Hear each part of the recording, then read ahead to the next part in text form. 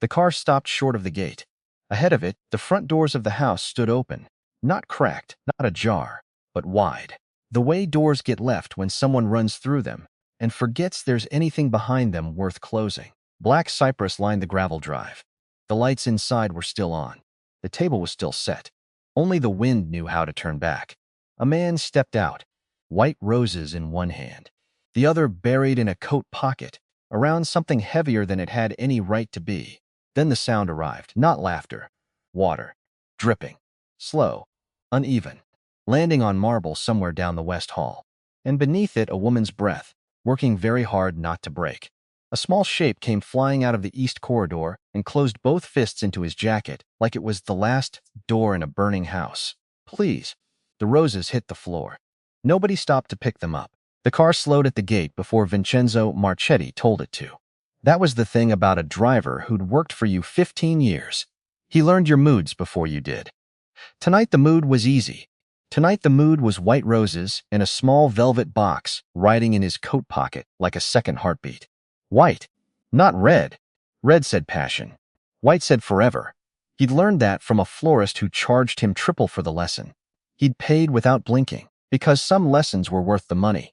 Because he'd spent 38 years learning that the wrong flower could ruin the right moment. Tonight was supposed to be the right moment. He'd chosen early evening on purpose. Isabella liked the light then, gold coming low through the west windows, catching the gray in her eyes, turning it the color of champagne. He'd noticed that months ago and never told her. Some things a man keeps for himself. Some things he saves, like a coin in a drawer, until the day he finally needs to spend it. Tonight he needed it. The gates opened. The car rolled up the long drive. Between the cypress trees, his grandfather had planted the year he bought the land. Dark green soldiers standing at attention. And Vincenzo thought, not for the first time, that this house had outlived more men than it should have. His phone buzzed. He didn't look at it. Tonight there was no business. Tonight there was only a question he'd rehearsed 4 different ways and abandoned every one of them. Because Isabella had a way of making rehearsed words sound like lies, even when they weren't. So he'd say it plain. That was the plan. Marry me. 2 words. No poetry. Men like him didn't need poetry. Men like him needed the truth to arrive fast. Before fear talked him out of it. The car stopped. He stepped out into air still warm from the day. Roses in one hand. The box a small stone in his pocket, and for 1 second one full, complete, uninterrupted second, Vincenzo Marchetti believed his life was about to become simple. It was the last second like that he would have for a long time. Because the front doors were open. Not cracked. Not ajar. Open. Wide. Careless. The way doors get left when someone runs through them without thinking to close what's behind. And Vincenzo stood on the top step with white roses dying slowly in his fist and felt something shift in his chest before his mind caught up to why. Which was strange. Because nothing was wrong. Except everything in him, 15 years of instinct, 30 years of listening to rooms before he walked into them said otherwise. Until a small shape came flying out of the east hallway, like something launched from a sling. She hit him before he understood what she was. Small arms, small fists, closing hard into his jacket like the fabric, was the last solid thing left in the world. A child's weight slamming into his chest, and Vincenzo, a man who'd once stood still while a rival held a gun to his forehead, and hadn't blinked, staggered back a full step. Please. Her voice broke on the word. Cracked straight down the middle. Please save my mom. He looked down. Mia. He knew her the way a man knows a photograph on someone else's desk. Familiar. Never close. The housekeeper's daughter. The quiet one with crayons who sat near the servant hallway on the days school let out early. Because there was nowhere else for her to go. Because there was no one else to watch her. He'd passed her 100 times. Nodded, maybe. Never once crouched to her height. Never once said her name out loud, though he knew it. Now her face was wet and red and twisted with something too large for a 6-year-old to carry alone. And she was clawing at his jacket, like it was the last door in a burning house. She's hurting my mama, Mia said. Please don't let her take my mama away. Behind him movement, fast, trained. 2 of his men closed in on instinct, because that was the job. Because anything that came at Vincenzo Marchetti this fast was a threat until proven otherwise. Their hands were already reaching. He lifted one hand. Stop. They stopped. 15 years of discipline built into two grown men, and it took one small motion from his wrist to freeze them mid-stride. Because that was the thing about real power. It didn't need to be loud. It only needed to be understood. He lowered himself, down to her height, knees on marble that had never once, in the history of this house, been knelt on by the man who owned it. His coat pooled around him. The roses dropped from his hand without him deciding to drop them, landed somewhere behind his shoe. Forgotten already. He would think about that later. How easily he let them go. How little it cost him. Mia. Her name in his mouth for the first time. Strange leaving his throat. Foreign. Like a language he'd studied but never once spoken aloud. What happened? Where is your mother? Not a question. A demand wrapped gently enough not to frighten her further. Mia's whole body was shaking. She pointed not with her hand, just a tilt of her chin toward the west wing. Toward Isabella's private suite. The pretty lady, she said. And then so quiet he almost missed it. So quiet it barely qualified as sound. She said, if Mama talks, I will disappear. Something in Vincenzo went cold. Not the hot cold of fury. Not yet. This was different. The cold that comes before decisions. The cold a surgeon feels right before the first cut. When feeling anything at all would only slow the hand down. He took her small hands off his jacket, one finger at a time. Gently. The way you'd unwind something delicate from around a nail. Dante. His head of security stepped forward instantly. Keep her behind you. Mia panicked, grabbed for him again. Faster this time. Desperate. No, please don't leave my mama there. He looked into her eyes, 6 years old. Terrified. Already learning, at 6, what fear tasted like in her own house. Except it wasn't her house, it was his. And that fact alone would sit in his chest for the rest of the night like a stone he couldn't swallow. Listen to me. His voice, the one grown men flinched from in boardrooms, came out soft enough to hold. I am going to bring your mother out. No one is going to take her from you. Not tonight, not ever. A promise. Spoken like a vow at an altar. Which he would understand, much later, was exactly what it became. Mia searched his face the way children search adult faces when everything depends on the answer. Not politely. Not softly. With the terrible total seriousness only a child brings to the question, can I trust you? She nodded. Once. And let Dante guide her back. Vincenzo stood. Behind him the white roses lay crushed under his own heel, though he hadn't noticed stepping on them. The small velvet box sat forgotten in his pocket, like a joke someone else had planned. For someone else's evening. In someone else's life. 10 minutes ago, he'd imagined Isabella's smile. Pictured candles. Soft music. The particular way she laughed when he did something romantic instead of practical. Because she always said he was better at practical. And he'd wanted just once to prove her wrong. 10 minutes ago, that had been the whole plan. Now the sound coming from the west wing wasn't laughter. It was water. Dripping, slow, uneven, hitting marble somewhere down that hallway. And underneath it, barely audible, fighting to stay controlled, a woman, trying very hard not to cry. Vincenzo walked toward it without making a sound. His men followed. He didn't need to look back to know it. One motion of 2 fingers kept them 3 steps behind him. Because whatever was happening down that hallway, he wanted to hear all of it, before anyone's presence changed what got said. Later, he would learn the shape of what happened before he arrived. Later, he would learn school had let out early that day. That Renata, the quiet housekeeper who moved through this house like a held breath, who never touched anything that wasn't hers, who left the best piece of bread from the staff dinner, wrapped carefully for her daughter every single night without fail, had brought Mia in because there was no one else. Later, he would learn Isabella's door had been left half open. Not carelessness. Just the ordinary chaos of a house preparing for dinner. Steamers, tea trays, staff moving in and out. The kind of half-open door nobody thinks twice about, until the wrong sentence slips through it. Later he would learn. Mia heard a tray shatter, heard her mother's breath catch wrong, heard a voice beautiful and cold in a way. Beauty is never supposed to be say the word disappear. And he would learn. Mia hadn't run toward him on purpose. She hadn't known he was walking through the front doors at that exact moment. Hadn't planned to crash into the most feared man in the city like he was the last safe place standing. She had only run from a monster, and collided by pure accident with a man the whole city already called one. He reached the half-open door of Isabella's suite and stopped outside it. He did not go in. Not yet. Because men like him didn't survive 38 years by reacting to the first thing they saw. They survived by listening to what people say when they believe no one powerful enough to matter is listening back. So he stood in the hallway, roses forgotten on marble behind him, and let his own house tell him the truth for the first time in months. Inside Renata's voice, broken, controlled by force of will alone. She's a child. She heard nothing. Please leave her out of this. Then Isabella, low, beautiful, cruel in a register that made the beauty worse, not better. Then remember your place. You're a maid. You clean secrets. You don't carry them. I didn't ask for your secret. Renata's voice, steadier now, or trying to be. I only heard your truth. A pause. The sound of heels on marble. Closer. You heard a phone call you should never have heard. Isabella's voice dropped, and something in it made the hairs on Vincenzo's arm lift, though he couldn't yet say why. You heard my husband's name.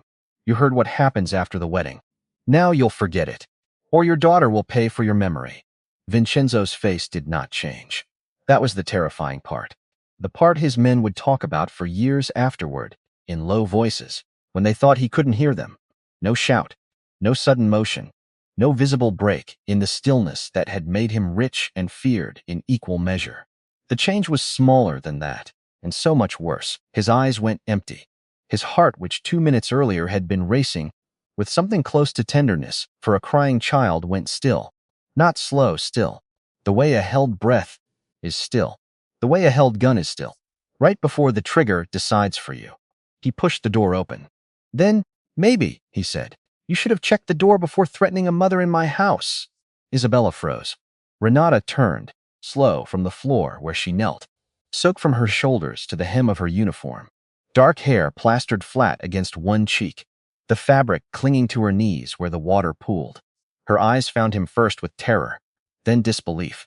Then, buried under both, something so small he almost missed it. Hope. Isabella stood over her with an empty glass pitcher in one hand. For half a second, caught in the low gold light, through the window the exact light Vincenzo had planned this whole evening around, she looked almost holy. Then he looked past the light, at the woman underneath it. Vincenzo. Isabella's voice went soft, relieved, wrapping around his name like a blanket she was reaching for. Thank God you're here. He said nothing. Her expression shifted fast, practiced. The transformation of a woman who's spent years learning exactly which face buys her the most time. Wounded innocence. The one she wore at galas. The one she wore for photographers. This isn't what it looks like. Vincenzo looked at the water spreading dark across the marble, at Renata's shaking hands, at the door a 6-year-old had just run through, screaming for her mother's life. It looks, he said, like a child ran into my arms, begging me to save her mother. Isabella's mouth opened, closed, opened again, because she was not a stupid woman. A stupid woman could not have stood beside Vincenzo Marchetti for 8 months and convinced half his enemies she might one day be untouchable, and stupid women did not survive rooms like this one. Renata became hysterical, she said, voice softening into something almost gentle. I caught her going through my jewelry drawer. I confronted her. She started screaming. Her daughter panicked. You know how children are. Renata's head lifted from the floor. That's not true. Quiet. Isabella snapped it without looking at her. Vincenzo's voice cut through the room, like something sharpened for exactly this purpose. Speak to her like that again, and you will leave this house before sunset. Isabella stared at him, not because of the threat, because for the first time in 8 months of knowing him, Vincenzo Marchetti had just placed a maid's dignity above her pride. In front of witnesses, without hesitating once. Renata tried to stand. Her knees buckled. Vincenzo moved to help her instinct. Nothing more, and she flinched. Not from him exactly. From the expectation baked into her by who knows how many years, that any raised hand near her might become another kind of punishment. That flinch landed in his chest like a stone dropped into still water. He stopped where he was, looked toward the doorway. Carle's housekeeper for 11 years, a woman who'd buried her own husband and raised 3 children in the servant quarters of other men's mansions, stood frozen there, one hand pressed over her mouth. Help her. Carla moved instantly. Renata, dear God. She wrapped an arm around the younger woman, steadying her, murmuring something too low for Vincenzo to hear. Renata's first words were not about herself. Safe, Mia. Safe, Vincenzo said. Dante has her. Renata closed her eyes. A breath left her. Long, shuddering, the kind of breath a body holds without noticing, until the danger passes and it finally remembers how to work again. Isabella watched this and rolled her eyes. Beautiful, she said. Now the performance has witnesses. Vincenzo turned to her slowly. You poured water on her. She needed to calm down. On her knees. She refused to listen. To what? Isabella looked for one moment genuinely trapped. Then her expression hardened back into place, the mask sliding on smooth as it had 100 times before. To reason. Vincenzo almost smiled.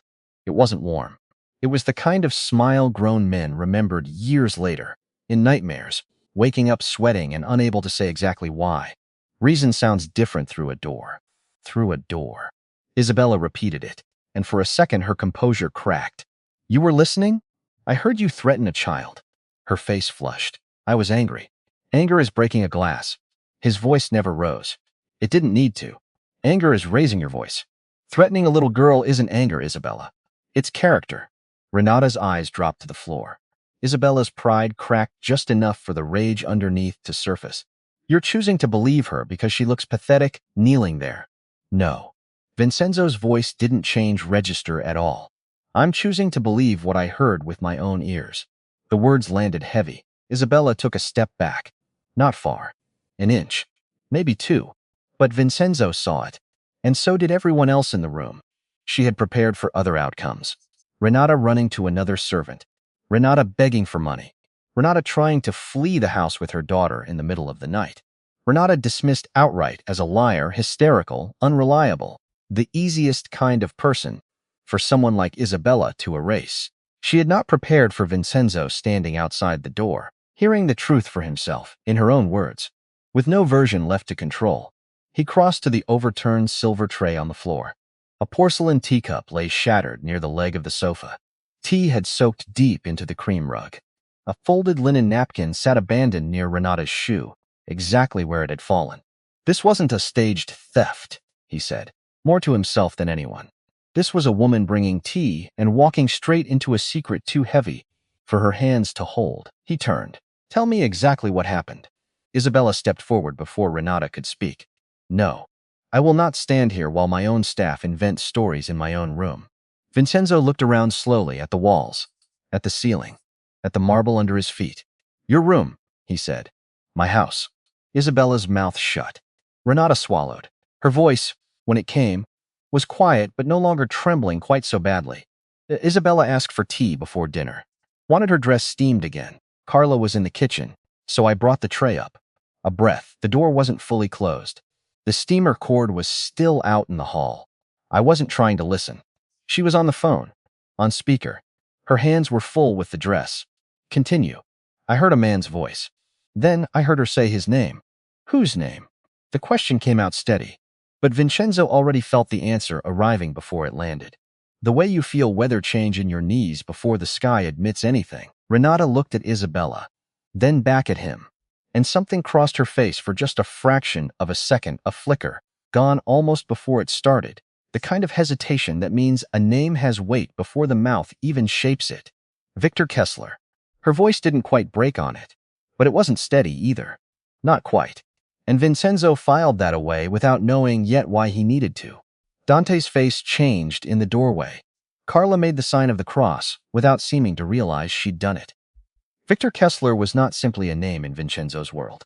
He was a wound that had learned to walk around wearing a man's face. Continue, Vincenzo said again. And his own voice sounded, to his ears, like it belonged to someone standing several feet behind him. Renata took a breath. She told him not to call the house again. Said after the wedding she'd have your trust. Said she'd know which doors opened from the inside, which guards rotated, which night you'd be alone. Her voice dropped further, like she wished it wouldn't. She said he should wait until she became your wife. Vincenzo's eyes moved to Isabella. And the husband. Renata hesitated, as if the word itself might do harm just by being spoken. He called her his wife. She didn't deny it. A pause. She said, not until after the wedding, Victor. Until then, no one can know I'm still his wife. Isabella laughed. Sharp. Too sharp. That is not what I said. Then, what did you say? She lifted her chin. I said no one can know he once thought I'd be his wife. Victor is obsessed with me. He's been trying to reach me for years. I was protecting you. Vincenzo looked at the wet floor, at Renata, at the space in the doorway where Mia was no longer standing. By threatening a 6-year-old, I panicked because she misunderstood a dangerous conversation. Renata's head snapped up. You told me my daughter would disappear because you were hysterical? I needed you to stop shouting. I wasn't shouting. Renata's voice cracked but held. I was asking you not to hurt her.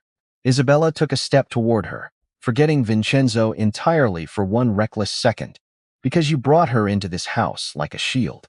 A maid's child, running through my halls, touching my things, listening at doors. My daughter was in the servant hallway, because her school closed early, and I had no one else to watch her. Renata's voice was rising now, something new moving underneath the fear. She was coloring at the back table. She heard me drop the tray and thought I was hurt, so she ran to find help. She ran because you told her she would disappear. Children hear words they don't understand, Isabella snapped. She understood enough, Vincenzo said quietly. The room went still. He turned to Dante.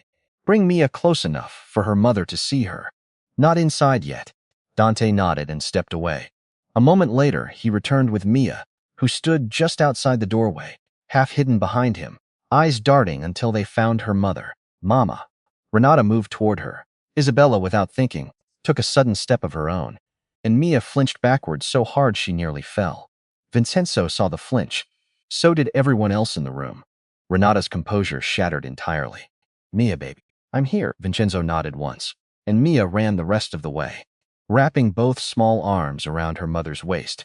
Renata sank to her knees again, wet uniform and all, and held her daughter with the kind of grip that looked less like an embrace and more like a woman holding her own heartbeat in her arms, because she was afraid it might stop otherwise. I'm sorry, Mia whispered into her shoulder. I tried to find help. You did right. Renata kissed her hair, over and over. You did everything right. She said she'd take you.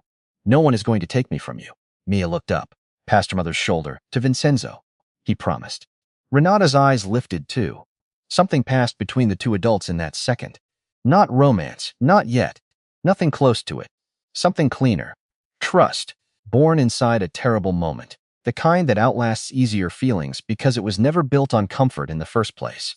Vincenzo nodded once. I promised. Isabella watched the exchange with open, undisguised disgust. This is exactly what I mean. Look at this display. Tears, trembling gratitude. She knows exactly how to make you feel powerful. Vincenzo turned to her, and for the first time that evening, let her see exactly what he thought of her, without bothering to soften any of it. If that's what you see when a child holds her mother, he said, then I've made a worse mistake than I understood 5 minutes ago. Isabella's face hardened. You think she cares about you? She'd have sold what she heard to the highest bidder if I hadn't caught her. Renata lifted her head. No. Then what were you going to do with my private conversation? Renata looked at Vincenzo. Her honesty, when it came, seemed to surprise even her. I don't know, she said. I was afraid. I knew no one would believe a maid over your fiancé. I thought about running. Then I thought if I run, she'll still marry him, and whatever I heard would happen anyway. I didn't know what to do. Vincenzo held her gaze. Would you have told me? The answer came slowly, like it cost her something to say out loud. Yes, but I was trying to find the courage first. Isabella laughed. Bitter. Brittle. Courage. How noble Renata stood, keeping Mia carefully behind her. Don't speak to me about courage, she said, when you used my daughter to buy my silence. The room shifted. Renata was still soaked, still frightened, still technically the least powerful person in the room. But in that exact moment, Vincenzo would turn this over for weeks afterward, like a coin in his pocket. She stood taller than Isabella did. He saw it. Isabella saw him see it. And something like hatred crossed her face before she could stop it. You're nothing, she whispered. You clean floors. Renata's voice stayed low, steady. And today I cleaned enough lies to see the dirt underneath yours. Carla inhaled sharply. Dante looked at the floor to hide the smallest hint of approval crossing his face. Vincenzo made no effort to hide his at all. Isabella's eyes filled with humiliation. She turned back to him. You're going to let her insult me? You're going to let a maid speak to me like this in my own suite? She crossed a line, Vincenzo said. Then, before Isabella could seize on it, no. She heard one. For the first time all evening, something in Isabella's expression suggested she finally understood charm alone wouldn't repair what had just happened. She lowered her voice, stepped closer, tried a different weapon entirely. Intimacy. Vincenzo, please, think. Her hand reached for his sleeve. You know me. You know the woman I've been to you. The dinners. The galas. The quiet mornings when everyone else feared your name, and I stood beside you anyway. Don't let one frightened servant tear apart everything we've built. Vincenzo looked down at her hand on his arm. He didn't allow it to stay there. What did we build? He asked. Isabella stopped. A future. A future with how many husbands? Her eyes flashed. That's cruel. No. His voice didn't rise. It never needed to. Cruel is threatening a child. Cruel is letting me walk through that door tonight, carrying roses into a trap I didn't even know existed. Her voice dropped. Quieter now. Almost pleading. You don't know Victor. I know enough. No, you know the version men whisper about in back rooms. The monster. I know the man who owns people even after they think they've escaped him. Vincenzo's eyes narrowed, because there it was again. Underneath the anger, underneath the performance, fear, real fear.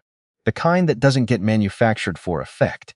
The kind Isabella clearly hadn't meant to let slip. She noticed his attention land on it, and immediately regretted the honesty. He stepped closer. How long, Isabella? How long have you been his wife? The question hung in the room like smoke that refused to clear. Renata's breath caught audibly behind him. Isabella's gaze moved to the child, to the guards, to Carla, to Renata Pride, fighting a losing war against something closer to panic. Finally, she looked back at Vincenzo, and whatever remained of the performance simply gave out. It's not what you think. That wasn't my question.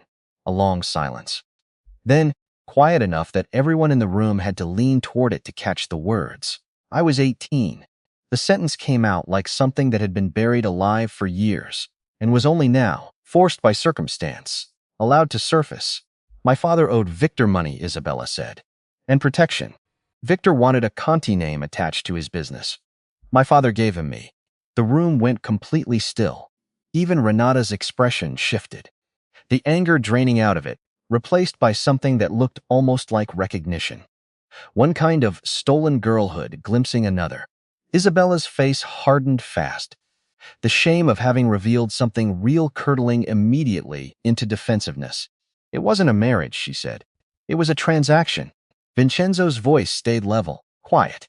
But something underneath it had gone permanent, like a decision had just finished making itself without asking his permission first.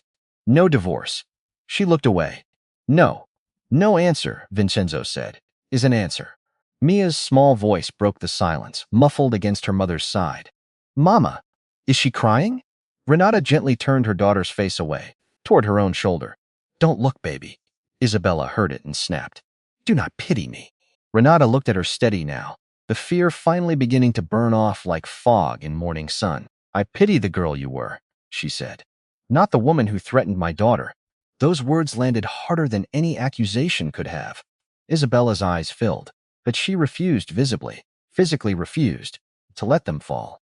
You think you're better than me, she said, voice trembling, because you have a child to hide behind. Renata's lips shook, but she kept her voice steady. No, I think I'm responsible for the child holding my hand. That's why I can't use her fear to save myself, even when it would be easier. Vincenzo looked at Renata then, really looked at her for the first time, in a way he hadn't allowed himself to in 8 months of walking past her in his own hallways. He'd noticed her before, in the way a man notices order without ever asking who created it. Tea delivered exactly on time. Flowers arranged correctly, always, without fail. His study cleaned so carefully that not one paper was ever out of place when he returned to it. He'd known somewhere in the back of his mind that she was quiet, that she kept her daughter close on the days school let out early. He'd known Isabella disliked her, but Isabella disliked a great many things that didn't shine expensively enough to earn her attention, and Vincenzo had never once stopped to ask why. He had never asked why Renata always left the best piece of bread from the staff dinner wrapped carefully in a napkin, set aside for a child who wasn't supposed to be eating that food at all. He had never asked why Mia waited at the servant entrance with her crayons instead of anywhere in the main house, never touching a single thing that wasn't hers to touch. He had never asked. Because powerful men so often mistake quiet people for simple ones. It is one of the oldest and most expensive mistakes a powerful man can make, and Vincenzo had been making it for 8 months without noticing. Tonight, the quiet woman had shown more courage in 15 minutes than the woman he'd intended to marry had shown in 8 months of careful performance. Isabella saw the shift happen behind his eyes, and something like desperation crept into her voice. Victor came back, she said quickly. 6 months ago. He found me. Said the marriage still bound me legally. Said if I married you, he'd finally release me after one job. Vincenzo's jaw tightened. What job? Isabella didn't answer immediately. He stepped closer. What job, Isabella? A route, she whispered finally. A private route from your study to the chapel property. He wanted the security schedule for the week after the wedding. Her voice broke. He said he didn't need to kill you. Only take you long enough to make your men kneel. Dante's face darkened in the doorway. Carla crossed herself a second time. Renata pulled Mia tighter against her side instinctively, as if the words themselves carried physical danger. Vincenzo did not move. His silence was worse than any shout could have been. And you agreed, he said finally. I survived. You planned. I was trapped. So you chose to trap me instead. You don't understand what it means to be powerless. Vincenzo looked at Renata, at her soaked uniform, at the marks on her wrist where someone had gripped too hard. I'm beginning to, Isabella recoiled as if he had physically struck her. Don't compare me to her. I wasn't, Vincenzo said. She had less power than anyone standing in this room tonight, and she still chose not to betray someone else to save herself. Renata looked down, overwhelmed by the sheer weight of the sentence landing on her. Isabella's mouth twisted, ugly now, the beauty finally cracking all the way through. She had nothing to lose. Renata's head lifted. I had her. One hand rested on top of Mia's head. Gentle.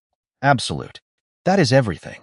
The line settled into the room with a simplicity that felt, to Vincenzo, almost violent in its clarity. He had come home tonight, believing his future lived inside a small velvet box in his coat pocket. Instead, his future had run straight into his arms crying, belonging to no one, owed nothing. And yet the moment she said, "Please save my mom," his entire house had somehow become his responsibility all over again, as if he'd never truly understood what that word meant until a stranger's child forced him to. He turned to Dante. Call Fabio. Quietly. I want everything on Victor Kessler. Recent movement. Shell accounts. Family records. Marriage records. Everything. No one outside this wing hears why, he added. Dante nodded once and stepped away, already reaching for his phone. Isabella's eyes went wide. You're investigating me? Vincenzo looked at her, and there was nothing left in his expression she could bargain with. I'm correcting the mistake of trusting you. Vincenzo, please. Don't. His voice stopped her cold. The first time all evening it had actually risen at all. Don't use my name like you didn't just offer it to my enemy on a silver tray. Renata's voice, small and careful, broke the silence that followed. Sir, may I take Mia away from here? Vincenzo looked at her. There was something almost unbearable in the request.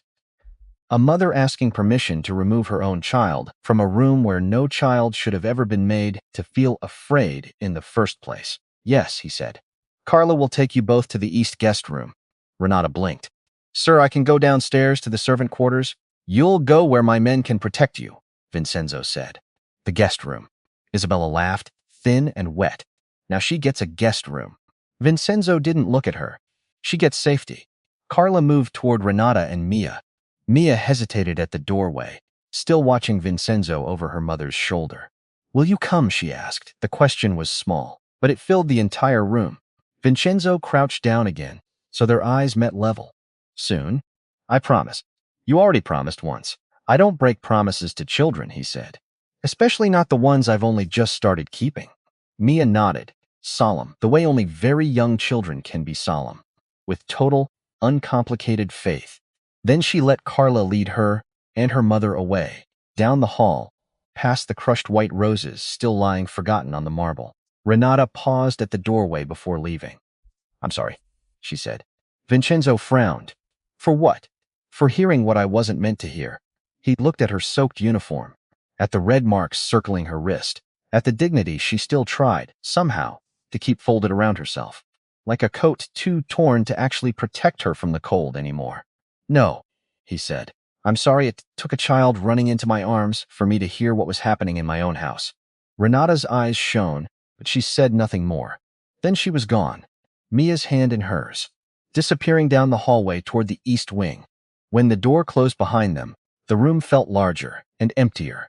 Isabella stood near the window, the last of the evening light, cutting hard across her face. Without the audience, without the child, without Renata's quiet strength standing opposite her, she looked exhausted. But Vincenzo no longer trusted exhaustion. A snake could be tired and still be venomous. He'd learned that lesson a long time ago, in rooms far less comfortable than this one, and he wasn't about to forget it now because a woman's mascara had finally started to run. Start talking, he said. Isabella wiped one tear away with the back of her hand, almost angrily, like she resented her own body for producing it. You were always cruel when you went quiet, she said, and you always performed better than me when people were watching. She looked at him sharply. I did care for you. Don't insult me with half-truths. I did. Her voice cracked. Not at first. At first, yes, I needed protection. I needed your name. I needed a way out from under Victor's shadow. But you weren't what I expected. What did you expect? A monster. Vincenzo's eyes hardened. And I found, Isabella said, a lonely man pretending very hard not to be one. The words landed somewhere uncomfortable, somewhere Vincenzo didn't want them to reach, and Isabella, sensing it, stepped closer. That's why I stayed. That's why this became so much harder. Harder to betray me, yes. The admission was ugly, but it was, at least, honest. Do you want credit for struggling before you sold me out? Her face crumpled. You don't know what he threatened. Tell me, my father, my brother, me. Her voice shook. He said he'd send pieces of my past to every newspaper in the country. He said he'd tell you I already belonged to him before you ever touched my hand, he said. Men like you never forgive another man's claim. Vincenzo's eyes narrowed. You thought I'd punish you for being forced into a marriage at 18. Isabella looked away. So instead, he said, you chose to become dangerous. I chose to survive by threatening a 6-year-old. Silence. Isabella closed her eyes. I shouldn't have said that, but you did. I was scared she'd ruin everything. She was trying to save everything. Vincenzo's voice stayed level. For her mother, not for me. Isabella snapped, eyes opening, wet and furious. No one saves women like me. Men use us. Fathers trade us. Husbands own us. And then people like her judge us because they had the luxury of staying clean. Vincenzo's voice dropped, quiet and final. Don't mistake her poverty for luxury. Isabella's jaw tightened. Before she could answer, footsteps approached fast down the hallway. Dante appeared in the doorway, and his face told Vincenzo everything before a single word left his mouth. Boss. Say it. Dante glanced once at Isabella, then back to Vincenzo. Fabio found the record.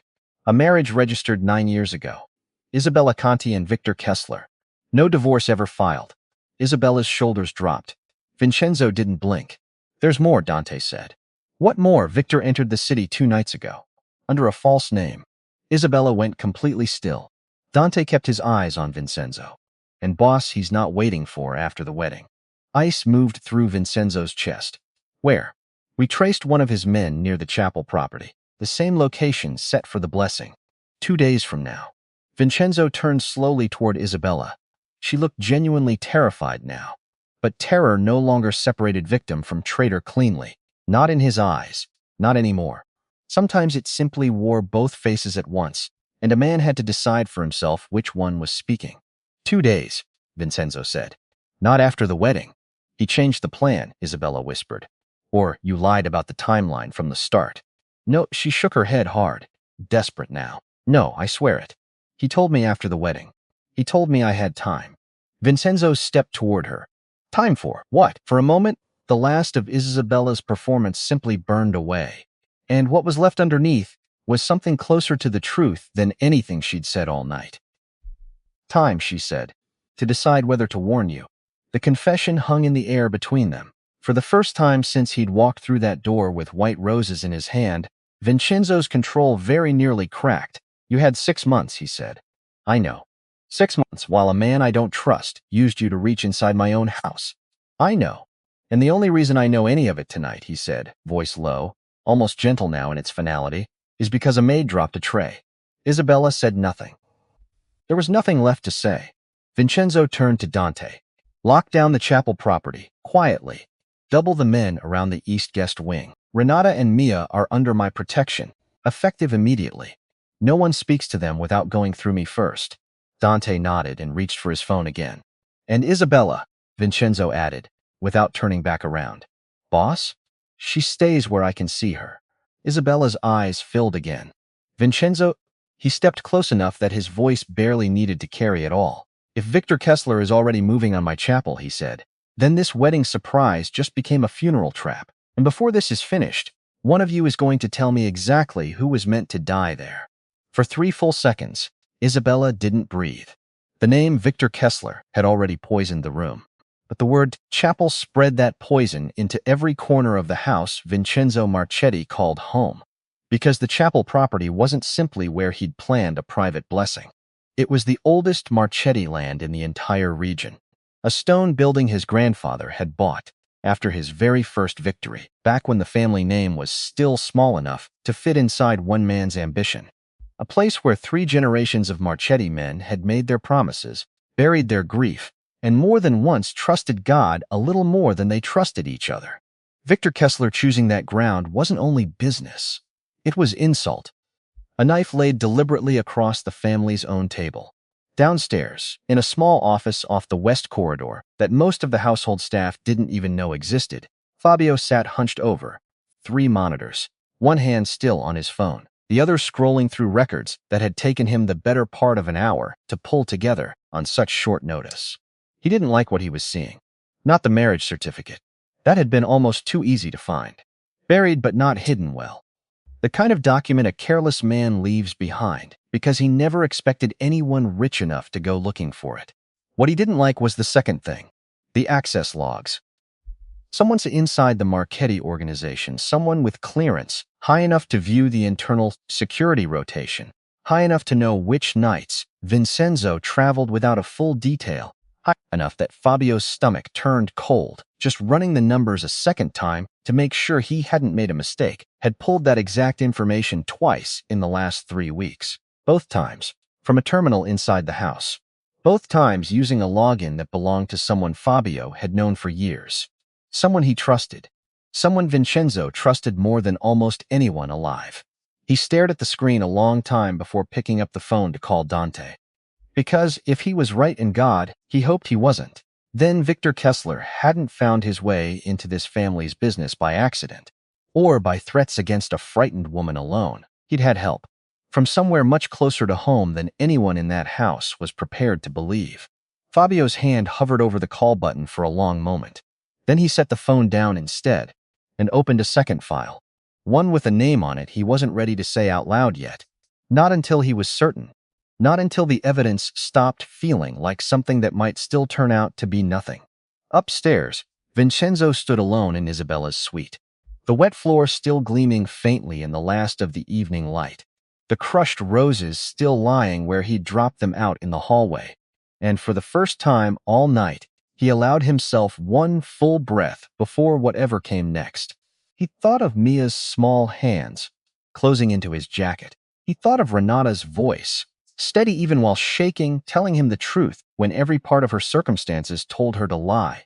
He thought of the chapel his grandfather had built with his own hands, and the wedding he'd planned to hold inside it, and the man somewhere in this city right now who intended to turn that sacred ground into a trap. And somewhere beneath all of it, quiet, unwelcome, impossible to ignore. He thought of the leak Fabio hadn't called him about yet.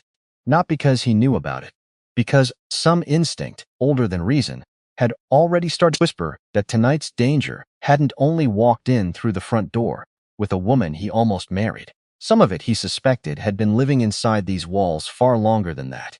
He didn't know how right he was. Not yet. But the house that had failed to warn him about Isabella was about to fail him again, quietly, patiently, from somewhere even closer than a fiancé's secret marriage.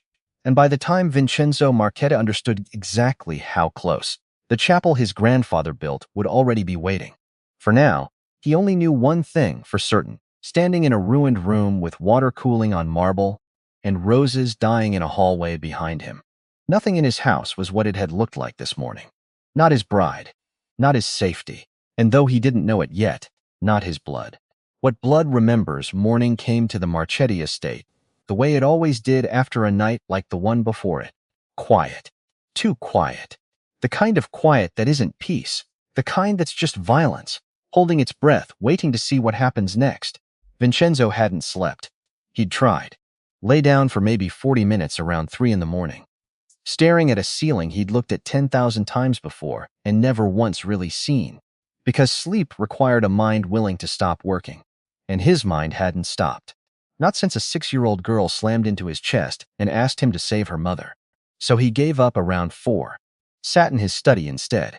Coffee going cold beside him, untouched. Because his hands kept finding other things to hold. A pen. A folder. The small velvet box he still hadn't taken out of his coat pocket. Still hadn't been able to make himself look inside. Which was strange. Because 12 hours ago that box had been the entire evening. The whole plan. 2 words rehearsed 4 different ways. Now it just sat there. A stone he kept forgetting to put down. The door opened without a knock. Only one man in this house didn't knock, and Vincenzo didn't look up, because he already knew the weight of those footsteps. You didn't sleep, Dante said. Neither did you. Different reasons. Same house. Dante crossed the room and set a folder on the desk. Thin. Too thin for what it was supposed to contain. And that thinness said more than any amount of paper could have. Fabio's still working, Dante said, but he wanted you to see this first. Before he says anything out loud. Vincenzo opened it. Access logs. Timestamp stamps. A security terminal in the West Corridor. The one that controlled the rotation schedule. The one that knew which nights he traveled light and which nights he traveled heavy. 2 logins, 3 weeks apart. Both under a name Vincenzo had known his entire life. He read it twice. Because the first time, his mind simply refused the information. Rejected it outright. The way a body rejects a foreign object. Some instinct older than logic throwing up a wall before the rest of him could even process what he was looking at. This is wrong, he said. I know how it looks. No, you don't understand. He stopped. Started again. This isn't possible. Dante said nothing, which, coming from Dante, was its own kind of answer. Because Dante never stayed quiet unless the truth was worse than anything he could say out loud. Vincenzo looked at the name again. Salvatore. His cousin. His father's brother's son. The boy he'd grown up, chasing through these same cypress trees before either of them understood what the family business actually meant. The man who'd stood beside him at his own father's funeral, one hand on his shoulder, saying nothing because nothing needed saying. Because that was what family did. The man who currently ran half of Vincenzo's operations across 3 counties, who had access to everything, who Vincenzo trusted the way you trust your own reflection, automatically, without thought. Because the alternative was unthinkable. Get Fabio, Vincenzo said. Now. He's downstairs. Wanted to run it twice more before. Now. Dante left. Vincenzo sat alone with the folder open in front of him, and for the first time since he was a boy standing in this house, watching his father make decisions that terrified grown men, he felt something close to fear crawl up the back of his own throat. Because if this was true, because of his own blood, he shut the folder. Pressed both hands flat against the desk. Breathed, one thing at a time. Renata woke before the sun did. Not because she wanted to. Because her body hadn't fully believed the danger was over. Some part of her kept jerking awake every hour. Listening for footsteps in a hallway that wasn't hers. In a house that wasn't hers. In a bed softer than anything she'd slept in since Mia was born. Mia was curled against her side. One small fist closed around a fold of Renata's borrowed nightgown. Holding on even in sleep, the way she'd held on the night before, the way she'd apparently decided she was never letting go again. Renata watched her daughter breathe, in, out, slow and even now. The panic finally drained out of her small body sometime after midnight, replaced by the deep, boneless sleep only children manage after terror finally exhausts itself. Renata's own eyes burned. She didn't cry. She'd learned a long time ago that crying cost energy she couldn't afford to spend. And today, whatever today turned out to be, she suspected she was going to need every bit of it. A soft knock at the door. Carla's voice, careful. Renata? Are you awake? Yes. The door opened just enough for Carla to slip inside. A tray balanced in both hands. Tea and toast and a small bowl of fruit cut into pieces small enough for a child's fingers. I thought Mia might want. Carla stopped when she saw the sleeping girl. Softened, I'll leave it. Thank you. Carla set the tray down. Lingered. How are you? She asked. Not the polite version of the question, the real one. Renata considered lying, decided against it. I don't know yet. Carla nodded. Like that was the only honest answer available. And maybe it was. He's not like the others, Carla said quietly. Whatever you're afraid of. He's not like the men she married into. A tilt of her head toward the door, toward the rest of the house, toward everything unspoken sitting inside it. I've worked in 3 houses like this one. I know what the others looked like from the inside. And this one? Carla thought about it a long moment. This one's still deciding what it wants to become, she said. I think that's why he's shaken this morning. Because for the first time, someone showed him a mirror he didn't order installed. She left before Renata could answer that, which was probably for the best, because Renata didn't have an answer. Not yet. She looked down at her sleeping daughter instead, and thought about crayons abandoned on a hallway table, and a man's hand lowering itself to a 6-year-old's height without hesitation, without performance, without anyone watching who mattered enough to perform for. That detail kept surfacing in her mind, over and over, no matter how many times she tried to set it down. He hadn't known anyone important was watching. He'd knelt anyway. Fabio arrived in Vincenzo's study 11 minutes later, looking like a man who hadn't slept in 2 days. Because he hadn't. He set his laptop down. Didn't sit. Tell me I'm wrong, Vincenzo said. No greeting. No patience left for one. I've run it 4 times, Fabio. I'm not wrong. The words landed in the room like something dropped from a great height. Vincenzo stood, walked to the window, looked out at the cypress trees his grandfather had planted, the ones that had watched 3 generations of Marchetti men make decisions in this exact room, and felt, for one unsteady moment, like the ground under the entire estate had quietly shifted 6 inches to the left. Walk me through it, he said. Everything. Don't soften it. Fabio pulled up the logs on the screen, turned it toward Vincenzo. 3 weeks ago, a Tuesday, someone accessed the West Terminal at 11:47 p.m. using Salvatore's credentials, pulled the full security rotation for the following 2 weeks. Which nights you travel with a full detail, which nights you don't. Could be innocent, Vincenzo said, though he didn't believe it even as the words left his mouth. He has clearance for that information. He does, Fabio agreed, which is exactly why I almost didn't flag it. Except he clicked to the second entry. 9 days ago. Same terminal.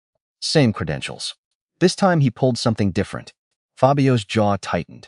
The chapel property blueprints, including the sacristy access route. The one that isn't on any public record. The one only 3 people alive are supposed to know exists. Vincenzo's stomach turned to stone. Say the 3 people. You, Fabio said. Dante. And Salvatore. Silence. Long. Heavy. The kind that has weight. The kind you could lean against if you needed to. Except there was nothing solid left in the room to lean on. When was the blueprint request logged, Vincenzo asked. 9 days ago. Before Victor entered the city. 4 days before. Vincenzo closed his eyes. Because that meant this wasn't reactive. This wasn't Salvatore panicking after Isabella's plot came apart, scrambling to help a stranger clean up a mess that had nothing to do with him. This meant Salvatore had known, before Vincenzo did, before the roses, before the door left open, before a child ran screaming through a hallway looking for someone to save her mother. His own cousin had known, and said nothing, and pulled the exact blueprint Victor Kessler would need to walk his men straight into the one place in the entire county. Vincenzo had never thought to guard against family. Where is he now? Vincenzo said. His voice had gone very quiet, very still. Handling the eastern shipment route. Should be back by tonight. Get me everything on him. Financials. Calls. Everywhere he's been in the last 6 months. I want it before he walks back through that door. Boss, everything, Fabio. Fabio hesitated, then nodded and left. And Vincenzo stood alone in the study, with the folder open in front of him and the cold coffee still untouched beside it, thinking about the last time he'd sat across a table from Salvatore, laughing about something that no longer mattered, trusting him the way you trust the ground under your own feet. The ground had a name now, and the name was already inside the walls. He needed air, needed something that wasn't betrayal, wasn't blood turning against blood, wasn't the sensation of watching his entire understanding of his own family quietly rearrange itself into something unrecognizable. He found himself walking toward the East Wing before he'd consciously decided to go there. Because some part of him, the part that had knelt on marble the night before and made a promise to a frightened child, needed to see that at least one thing in this house was still exactly what it appeared to be. He knocked. Quiet. Different from his usual knock, though he didn't notice that himself. Carla answered, stepped aside without a word when she saw who it was. The particular kind of understanding that comes from working in a house long enough to know when not to ask questions. Renata stood by the window, Mia beside her, both of them still in borrowed clothes, both of them looking like they hadn't quite decided whether it was safe yet to stop bracing for the next bad thing. Sir, Renata said. Vincenzo, he said. Just Vincenzo. If we're going to keep pulling each other out of disasters, I think we're past, sir. It wasn't a joke, exactly. But something in Renata's face shifted slightly, like she'd noticed the attempt at one anyway. Vincenzo, she said, testing the shape of it. Mia looked up at him with the fearless directness only children manage. Did you catch the bad man yet?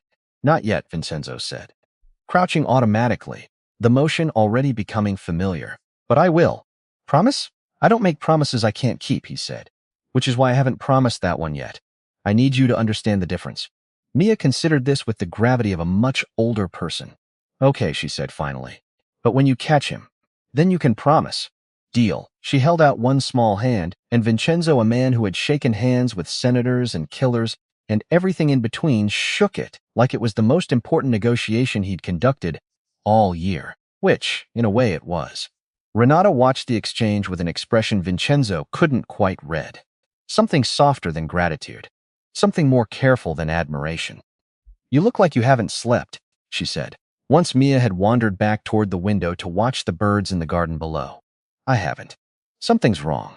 It wasn't a question.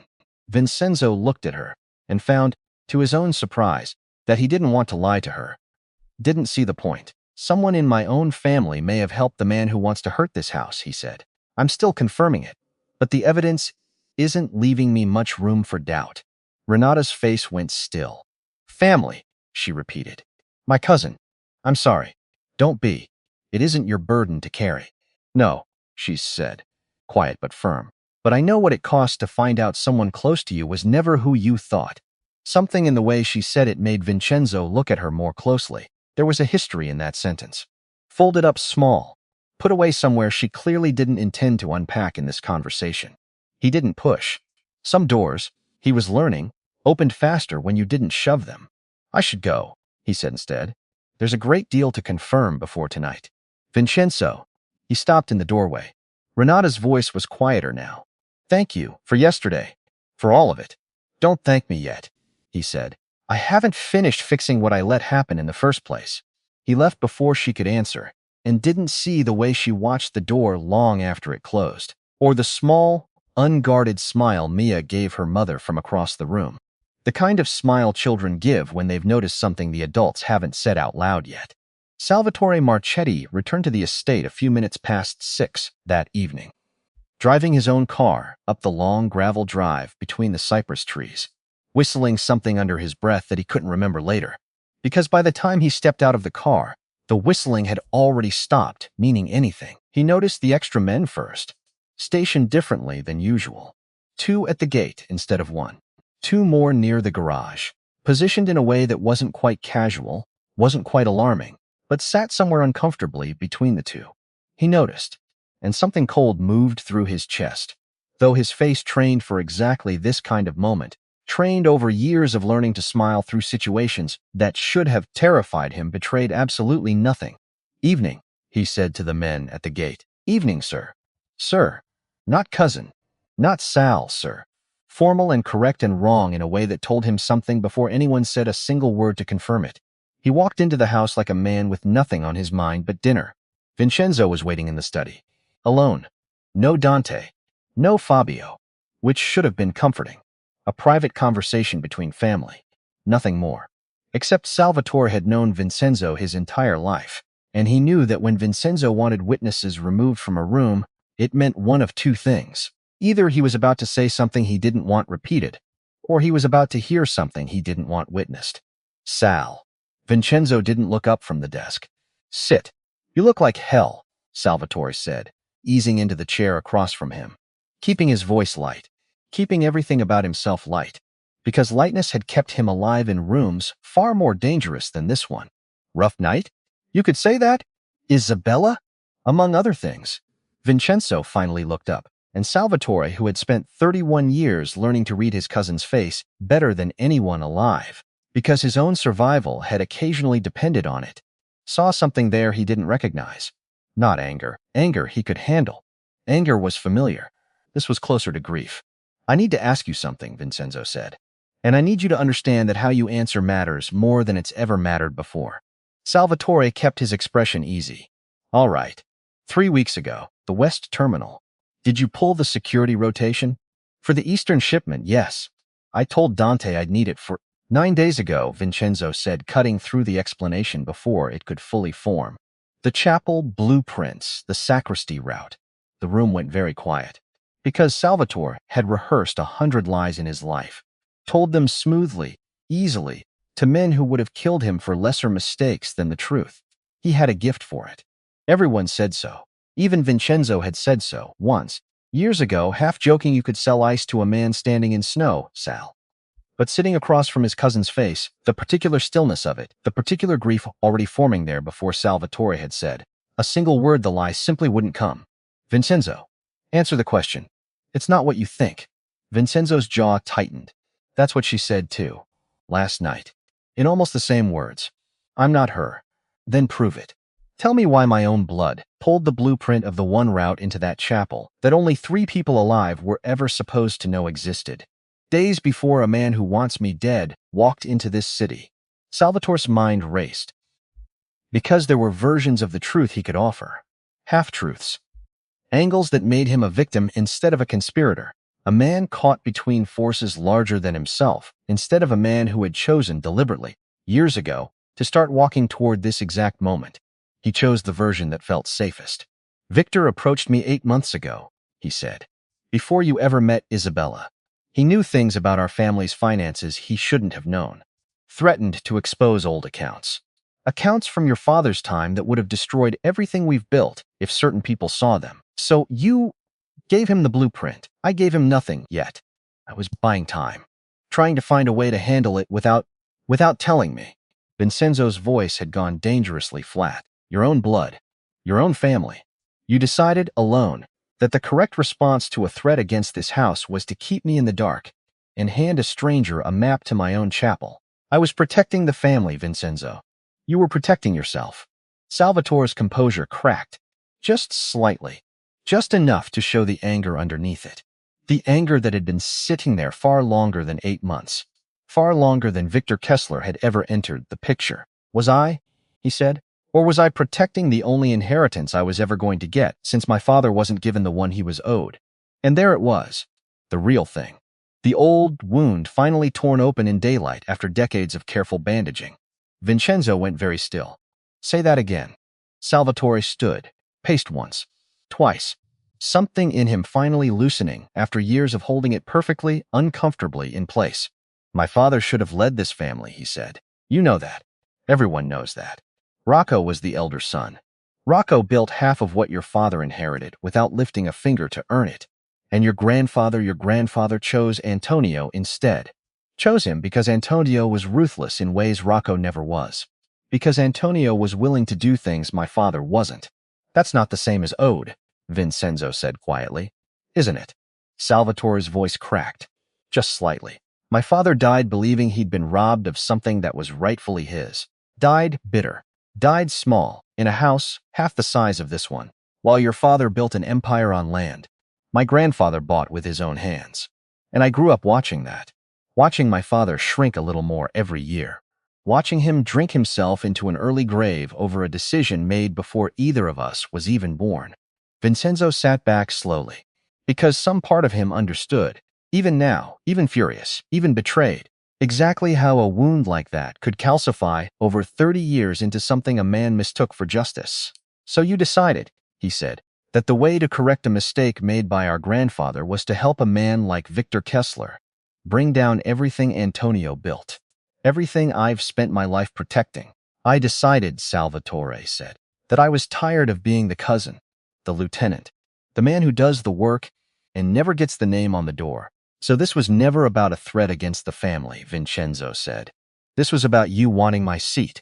Silence answered him, which was in its own way a confession complete enough that no further words were required. Vincenzo stood. Get out. Vincenzo, get out of this room, and do not leave the property. Because right now, the only thing standing between you and something far worse than exile is the fact that we share hair blood, and I have not yet decided how much that's still worth to me.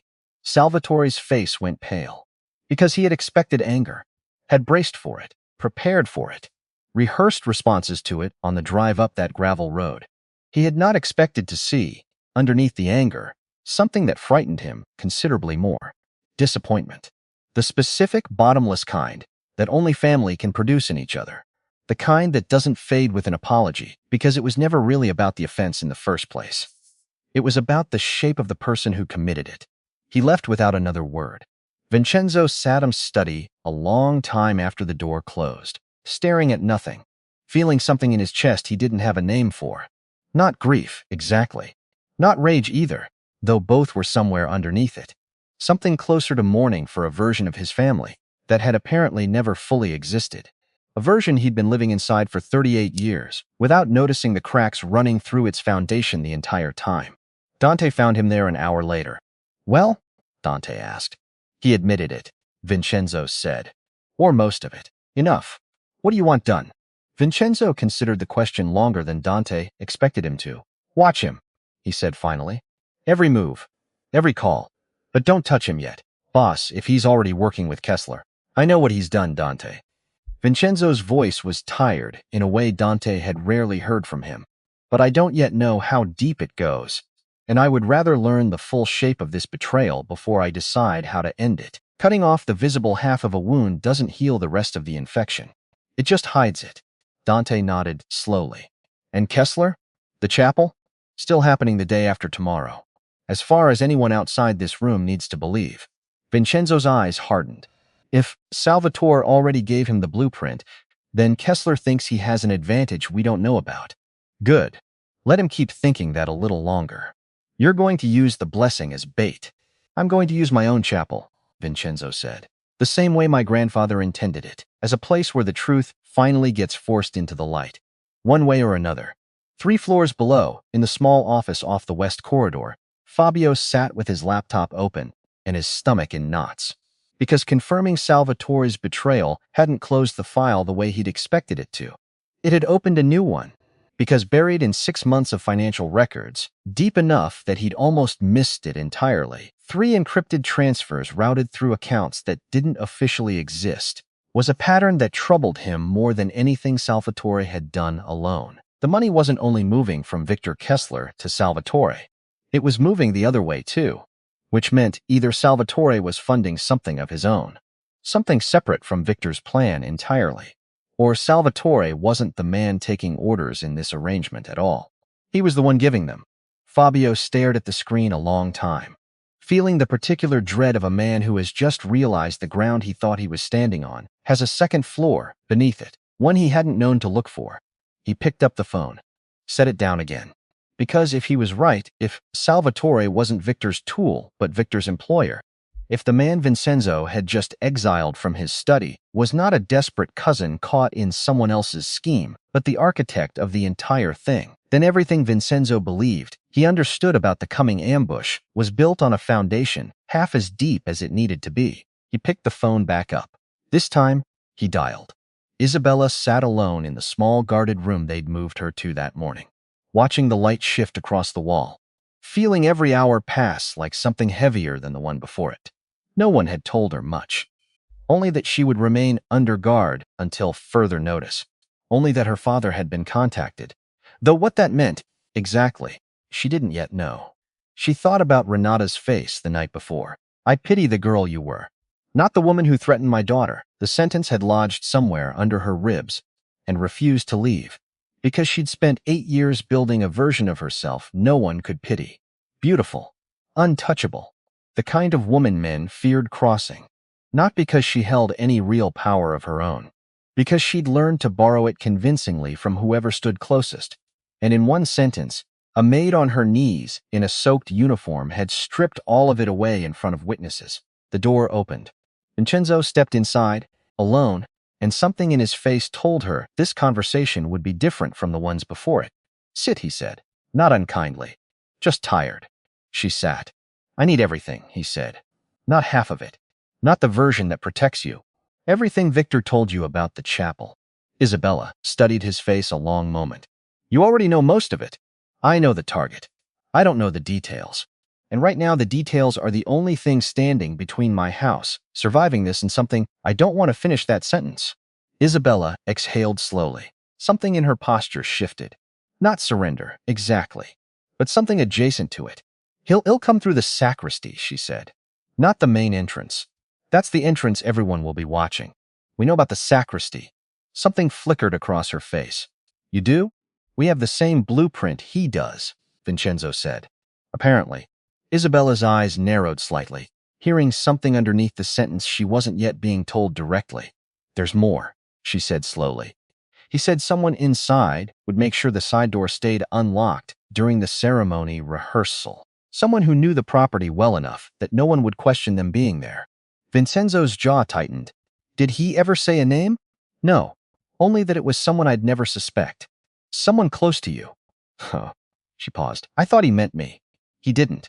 Isabella watched him carefully. "You already know who it is." "I have a name," Vincenzo said.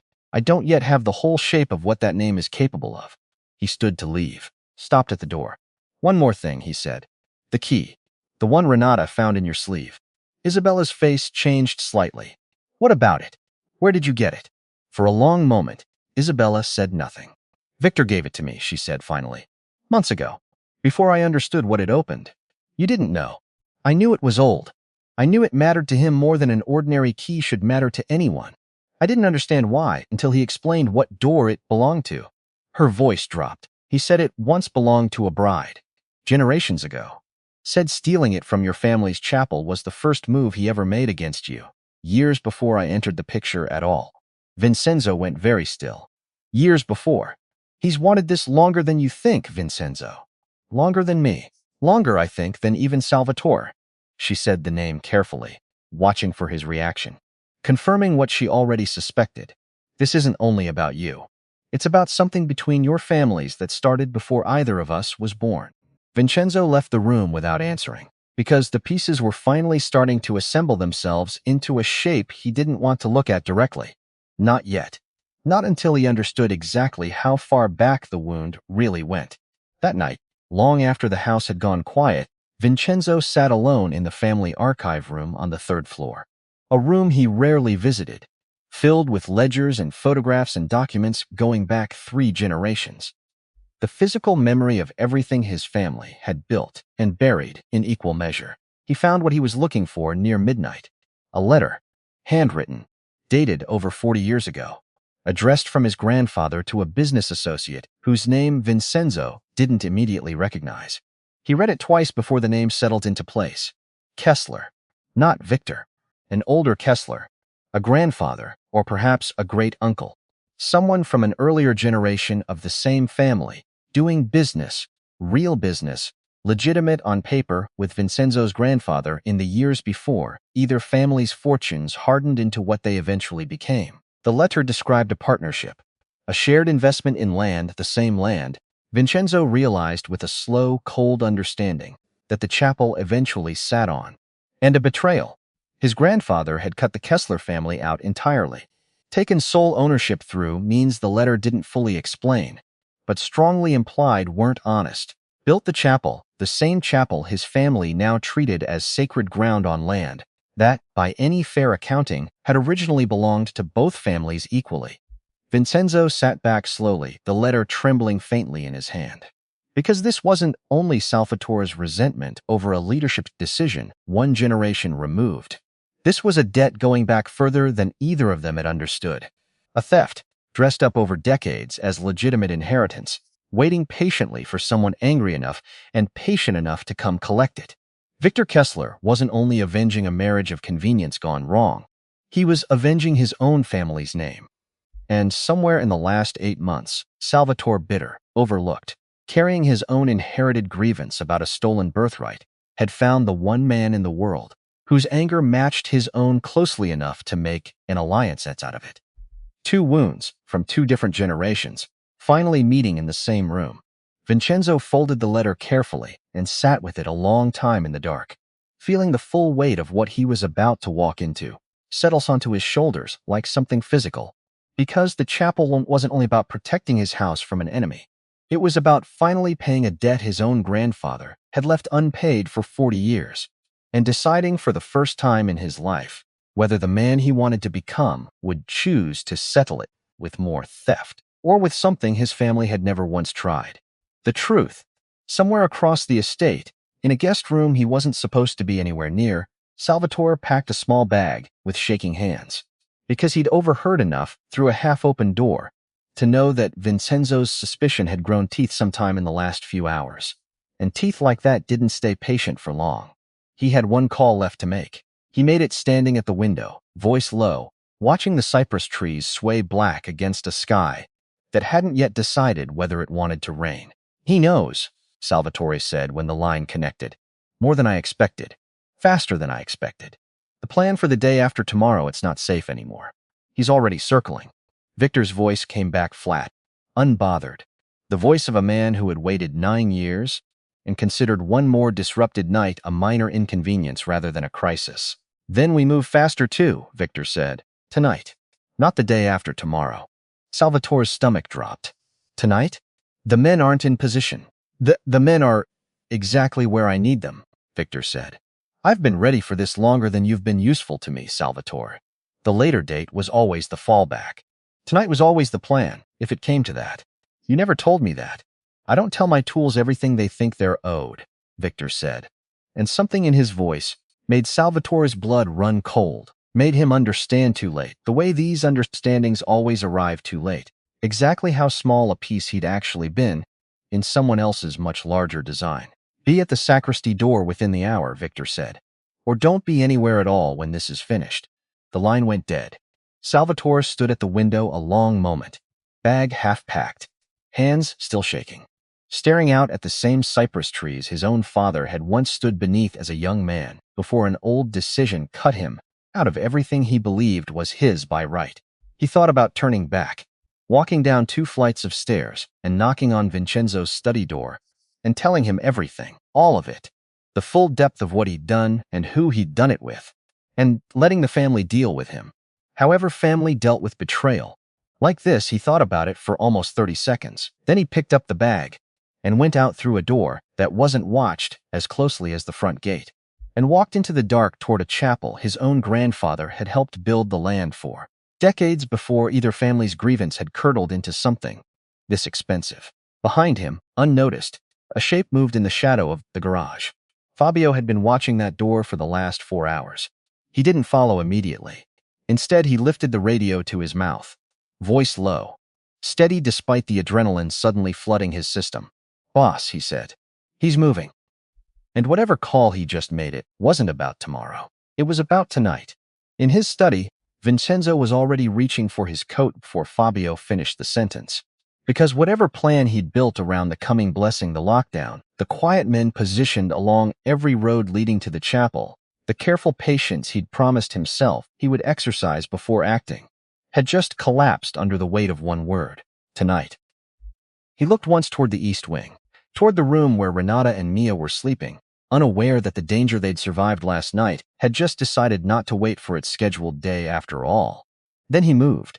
Because whatever debt his grandfather had left unpaid at that chapel 40 years ago, it was about to come due tonight, decades ahead of schedule.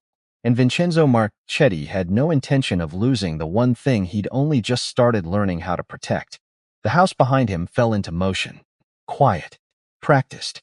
The particular choreography of men who had trained for exactly this kind of night without ever hoping they'd need it. Dante appeared at the bottom of the stairs, already armed, already reading the urgency on Vincenzo's face before a word was spoken. "How many men can we have at the chapel in 20 minutes?" Vincenzo asked. 12. Maybe 14, if we pull the perimeter guards. "Pull them," Every road leading to that property I want it watched. But quietly. No lights, no sirens. If Victor already thinks he has the advantage, let him keep believing it until the exact moment it stops being true. And Salvador? Vincenzo's jaw tightened. Take him alive if you can, he said. I still have questions only he can answer.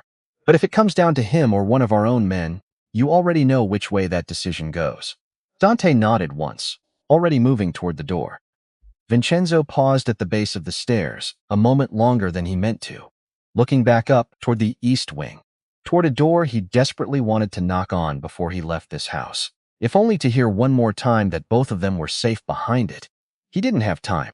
He told himself that firmly, the way a man tells himself something true but insufficient, and walked out into the dark instead, toward a chapel his grandfather built on land that had never entirely belonged to his family in the first place, carrying a debt on his shoulders that had waited 40 years for someone brave enough, or foolish enough, to finally come pay it. Behind him, the cypress trees swayed once in a wind that hadn't been there a moment before, as if the whole property had felt the shift in the air, and was only now beginning, quietly, to hold its breath. The drive to the chapel took 11 minutes. It felt like 11 years. Vincenzo sat in the back of the lead car, watching the dark countryside slide past the window, watching his own reflection ghost over the passing trees, and thought about every version of tonight he'd imagined over the last 24 hours. None of them had looked like this. 24 hours ago, he'd imagined candles, soft music, a question asked plainly, without poetry, because Isabella had a way of making rehearsed words sound like lies.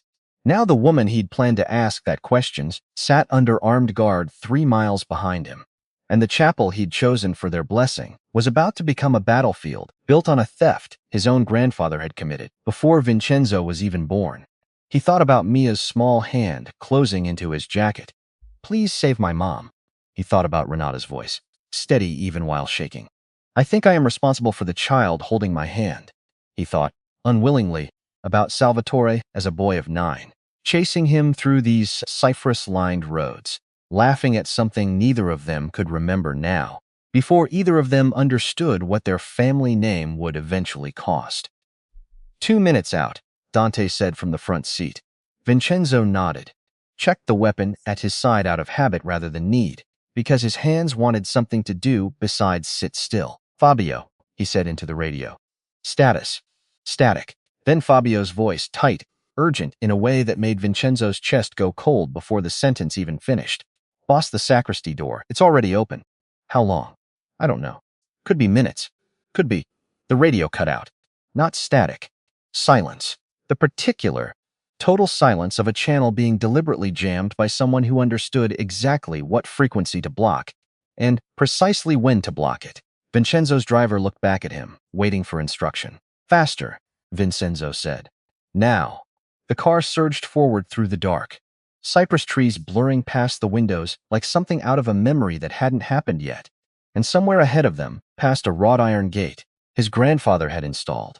With his own 2 hands, a chapel built on stolen ground, sat waiting in the dark for the debt that had been circling it for 40 years. To finally, violently, come home. The debt that waited. The gate came up fast in the headlights. Too fast. Which was the point. Vincenzo was out of the car before it fully stopped. Boots hitting gravel. The old iron gate his grandfather had hung with his own hands, standing half open in the dark, like something inviting him in on purpose. Because it wasn't supposed to be open. Because that gate had one key, and that key lived in a locked drawer in his study, and the only other person who'd ever been trusted with a copy of it was walking somewhere inside these walls right now, choosing, for reasons Vincenzo still didn't fully understand, to burn down 30 years of blood in a single night. Dante fell in beside him. 6 men behind. More coming up the second road. Quiet, headlights off, moving the way men move when noise is the one thing they can't afford. Radio's still dead, Dante said. Then we go in deaf. Boss, I heard you the first time. They crossed the courtyard low and fast. Past the old stone, well, nobody used anymore. Past the row of cypress that ringed the property like sentries, who'd stood there so long they'd forgotten what they were guarding against. The chapel sat at the far end, pale stone catching what little moon there was, windows dark, except one. A thin seam of light under the sacristy door. Flickering. Candlelight. not electric, which meant someone wanted this to look ceremonial, which meant someone wanted a story to tell afterward. And stories like that needed staging, and staging took time, and time was the only thing Vincenzo had left to work with. He held up a fist. The men behind him stopped like they'd been cut from the same rope, because rushing a lit room blind was how men died. He'd learned that lesson decades ago, the hard way, from men who hadn't survived long enough to learn it twice. So he listened first. Voices. Two of them. Low. One he didn't recognize, flat, unhurried. The voice of a man who'd waited so long for something that arriving felt almost anticlimactic. The other voice he knew instantly, had known his whole life. Salvatore. Wasn't supposed to happen tonight, Salvatore was saying. Even through stone and distance, Vincenzo could hear the fear cracking underneath the words. You told me later, in front of witnesses. That was the plan. Plans change, the other voice said. Victor Kessler. Vincenzo felt the name land somewhere behind his ribs like a second heartbeat. You should be grateful. Fewer witnesses means fewer complications. Complications. Salvatore's laugh came out thin. Wrong. You mean fewer people alive to say what actually happened here. Silence. Long enough that Vincenzo's stomach dropped straight through the floor. Because that silence told him something Fabio's financial records hadn't quite spelled out clearly enough yet. Told him the shape of tonight, the real shape. Underneath whatever story, Salvatore had told himself to make his own betrayal survivable. You're not going to kill me, Salvatore said. Except it came out less like a statement and more like a question dressed up as one. The way people talk when they already suspect the answer and are begging the universe to prove them wrong anyway. No, Victor said, I'm not. A pause. He is. Vincenzo didn't wait for the rest. He pushed the door. It swung open on old hinges that groaned like something waking from a long sleep. Candlelight spilled out across the stone floor, across the same floor his mother had once stood on before her own wedding blessing. And Vincenzo stepped into the room his grandfather built, with a gun already rising in his hand. Victor Kessler sat behind the old desk, his grandfather's desk, thinner than Vincenzo remembered from the one photograph he'd seen of him years ago, older around the eyes. But arrogance had kept him young in the ugliest way possible, the way rot keeps something looking whole right up until it collapses. A bottle of wine sat open beside two glasses. A folder of papers spread across the desk, like a man setting a table for a meal he'd been anticipating for years. And standing 3 feet from the desk, pale, hands shaking, a second man Vincenzo hadn't expected to see standing there at all. Not one of Victor's soldiers, one of Vincenzo's own. A young guard barely 25, someone Vincenzo had hired himself 2 years back, someone he'd trusted enough to rotate through the inner perimeter, stood with a gun leveled at Salvatore's chest. Hands steady in a way that told Vincenzo this wasn't the first time tonight that gun had been aimed at someone. Marchetti, Victor said, rising from the desk slow, unbothered, like a man greeting an old friend rather than an enemy who'd just walked in armed. You're early. So are you. Plans change. Victor's smile didn't reach his eyes. It never had, probably, in his whole life. You always did ruin ceremonies before they finished, though. I remember that about your family. Vincenzo's eyes moved once, fast, cataloging the room. Salvatore ashen, frozen between the desk and the young guard's weapon. The young guard himself, jaw tight, eyes flicking toward Vincenzo like he was waiting for permission to either fire or stand down, and had no idea which one was coming. Lower it, Vincenzo said to the guard. Quiet. Certain. The guard hesitated. That's an order, son. The gun came down an inch. Not all the way, but enough that the room's temperature dropped a few degrees. Enough that Salvatore's knees seemed to remember, belatedly, how to hold him up. Interesting, Victor said, watching the exchange with something close to amusement. Your own cousin sells you out, and your first instinct is still to protect the man about to shoot him. My first instinct, Vincenzo said, is to understand exactly what I'm looking at before I decide who in this room deserves to leave it standing. He turned to the guard.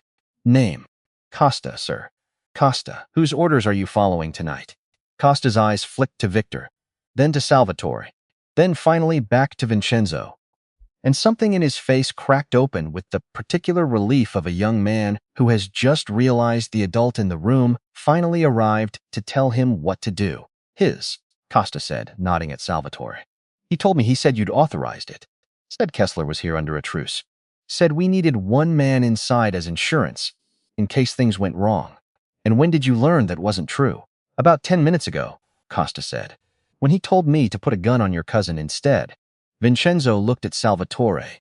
Because that detail, small, specific, damning, rearranged something in the room that had nothing to do with Fabio's financial records or 40-year-old letters buried in an archive. Salvatore hadn't simply leaked information to Victor out of old resentment and bad judgment.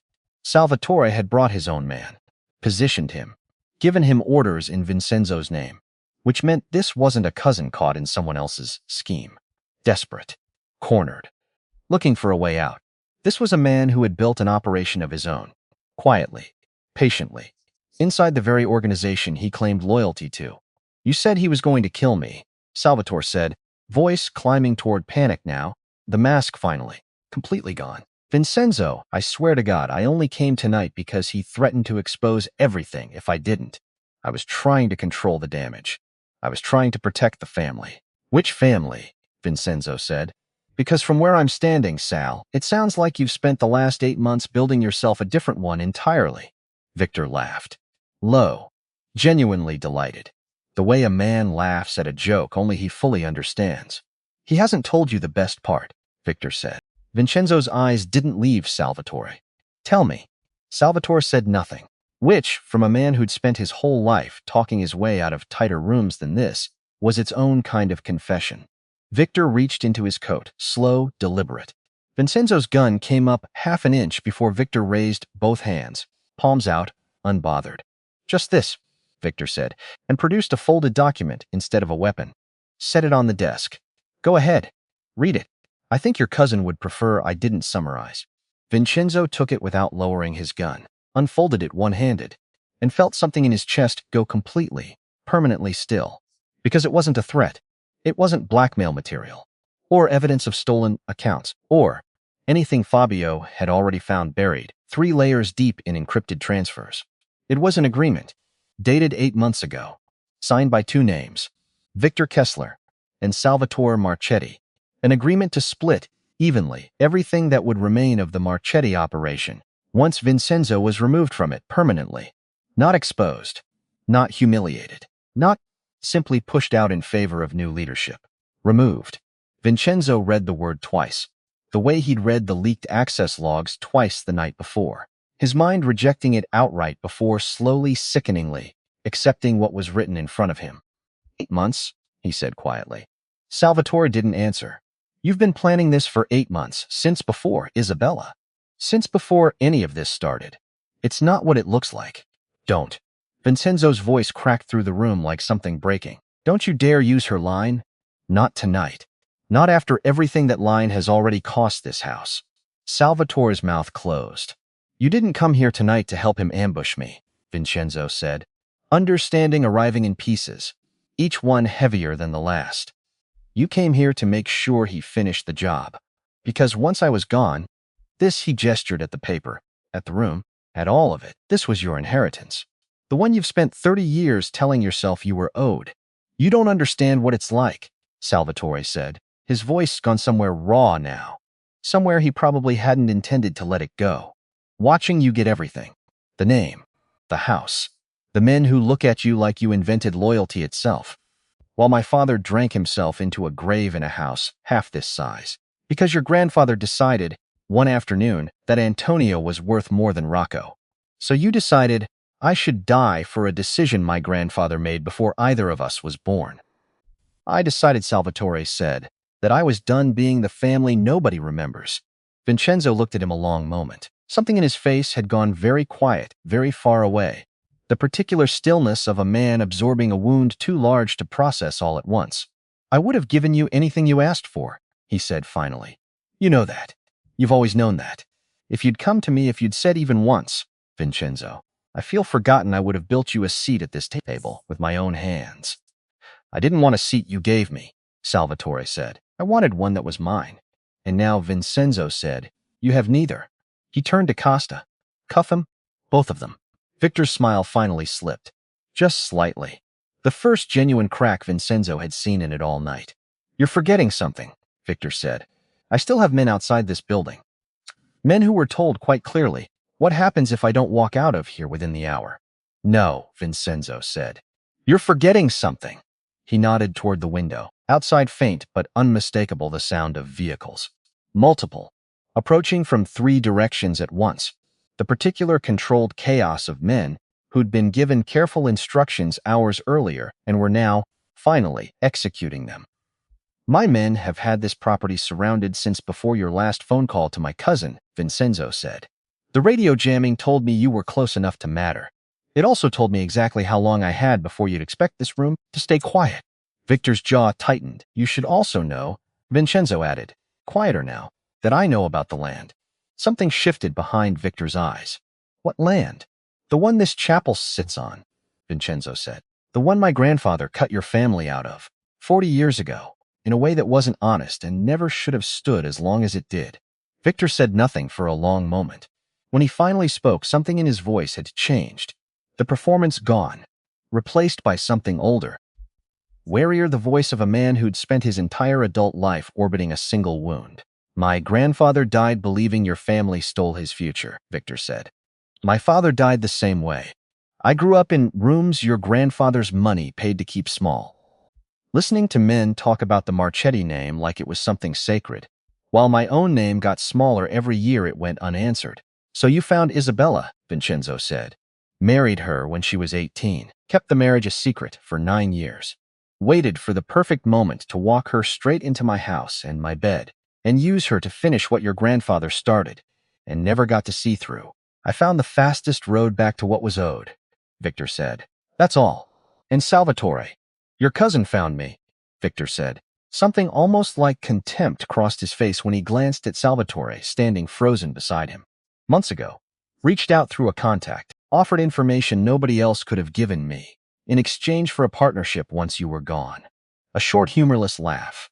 "I'll admit, I didn't expect the help. But men who feel forgotten make excellent tools. They're so eager to prove they matter." "I'm not a tool," Salvatore said, voice breaking. Victor didn't even look at him. "You were exactly a tool. And tools, once they've served their purpose, don't usually get invited to keep the profits." Something in Salvatore's face collapsed entirely at that. Because whatever version of tonight, he'd told himself he was walking into partner, equal. Finally, the man with his name on the door dissolved in a single sentence, delivered without even the courtesy of looking at him while he said it. Vincenzo watched his cousin's face fall apart and felt, despite everything, a flicker of something almost like pity. Almost. "Take them both," he said to Dante, who'd appeared in the doorway with 4 more men behind him, weapons drawn, the chapel finally, fully secured. "Separate transport. I don't want them exchanging one more word before this is finished properly." Costa moved to secure Victor's wrists. Salvatore didn't resist when a second guard reached for his. "Vincenzo," Salvatore said as they led him toward the door. "For what it's worth, I never wanted you dead.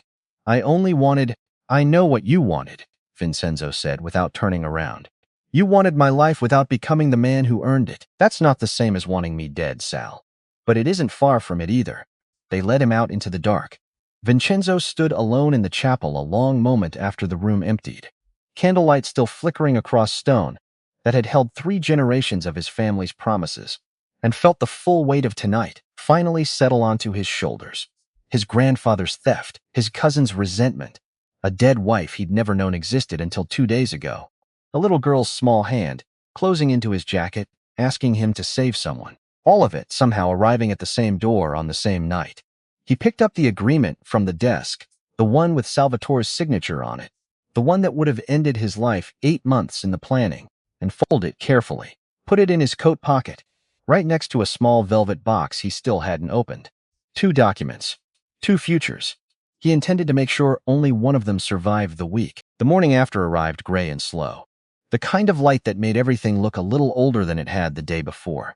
Vincenzo hadn't slept. Again. He was starting to lose count of the nights that made 2 in a row. Fabio brought the full financial picture at dawn, laying it out across the study desk with the careful precision of a man who understood exactly how much weight each page now carried. "It goes back further than 8 months, Fabio said. "Salvatore's been quietly moving money for almost 2 years. Small amounts at first. Building a private reserve nobody would notice unless they were looking specifically for it. Building toward what? Independence, Fubs said. From you.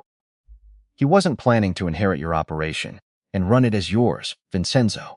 He was planning to dissolve half of it the moment you were gone and rebuild it under his own name, in partnership with Kessler's territory up north.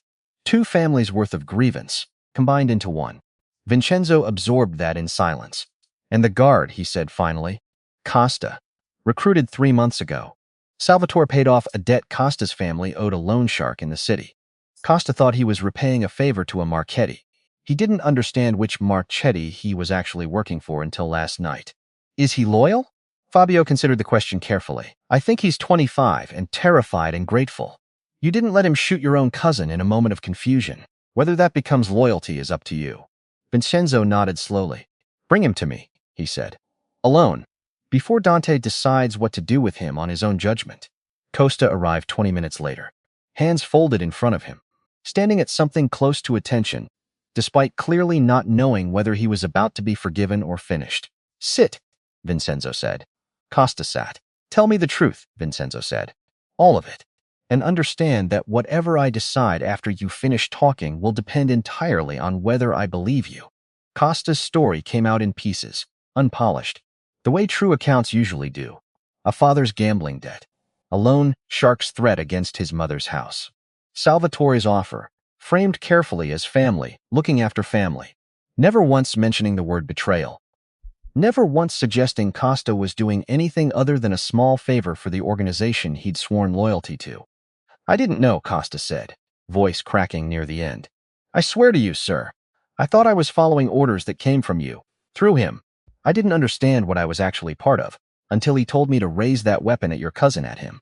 I mean, not I didn't understand any of it was against you until it was already happening. Vincenzo studied him a long moment. Your mother's debt, he said. Is it paid? Costa blinked, thrown by the question. Sir, the debt Salvatore used to recruit you. Is it settled? Or does someone still hold it over your family? I believe it's settled. He said it was settled, once I agreed to. Fabio will confirm it, Vincenzo said. If it isn't settled, it will be by tomorrow. And the debt will belong to this house instead. Clean. No conditions attached. Costa's face went through several emotions at once, none of which he seemed prepared for. Sir, I don't understand. I helped? You were 25 years old and terrified for your mother, Vincenzo said. And when it mattered, when I stood in that doorway and told you to lower your weapon, you did it. Immediately. No hesitation. He leaned forward. That tells me more about who you actually are than whatever mistake got you into that room in the first place. I don't deserve. Deserving isn't the question, Vincenzo said. The question is whether you're the kind of man who chooses correctly the second time, once he understands what the first choice actually cost. I think you are. I intend to find out if I'm right.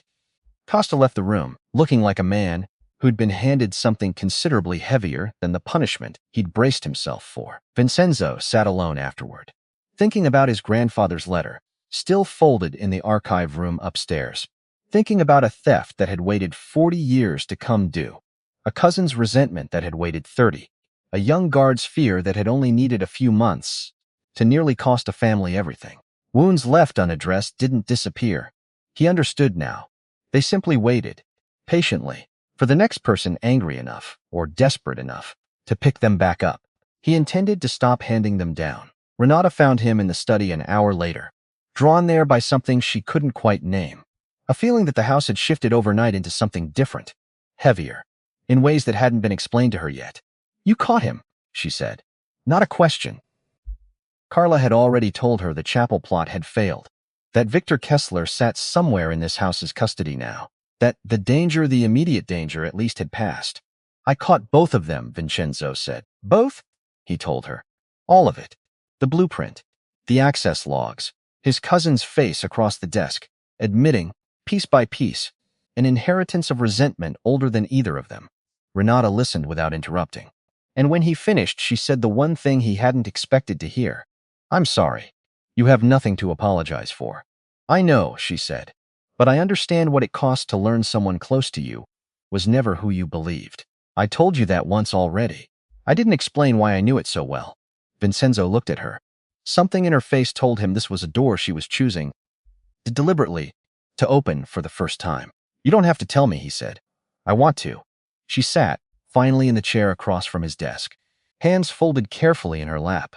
Before I came here, before any of this, I worked for a man who ran shell accounts through a shipping company. I did the books.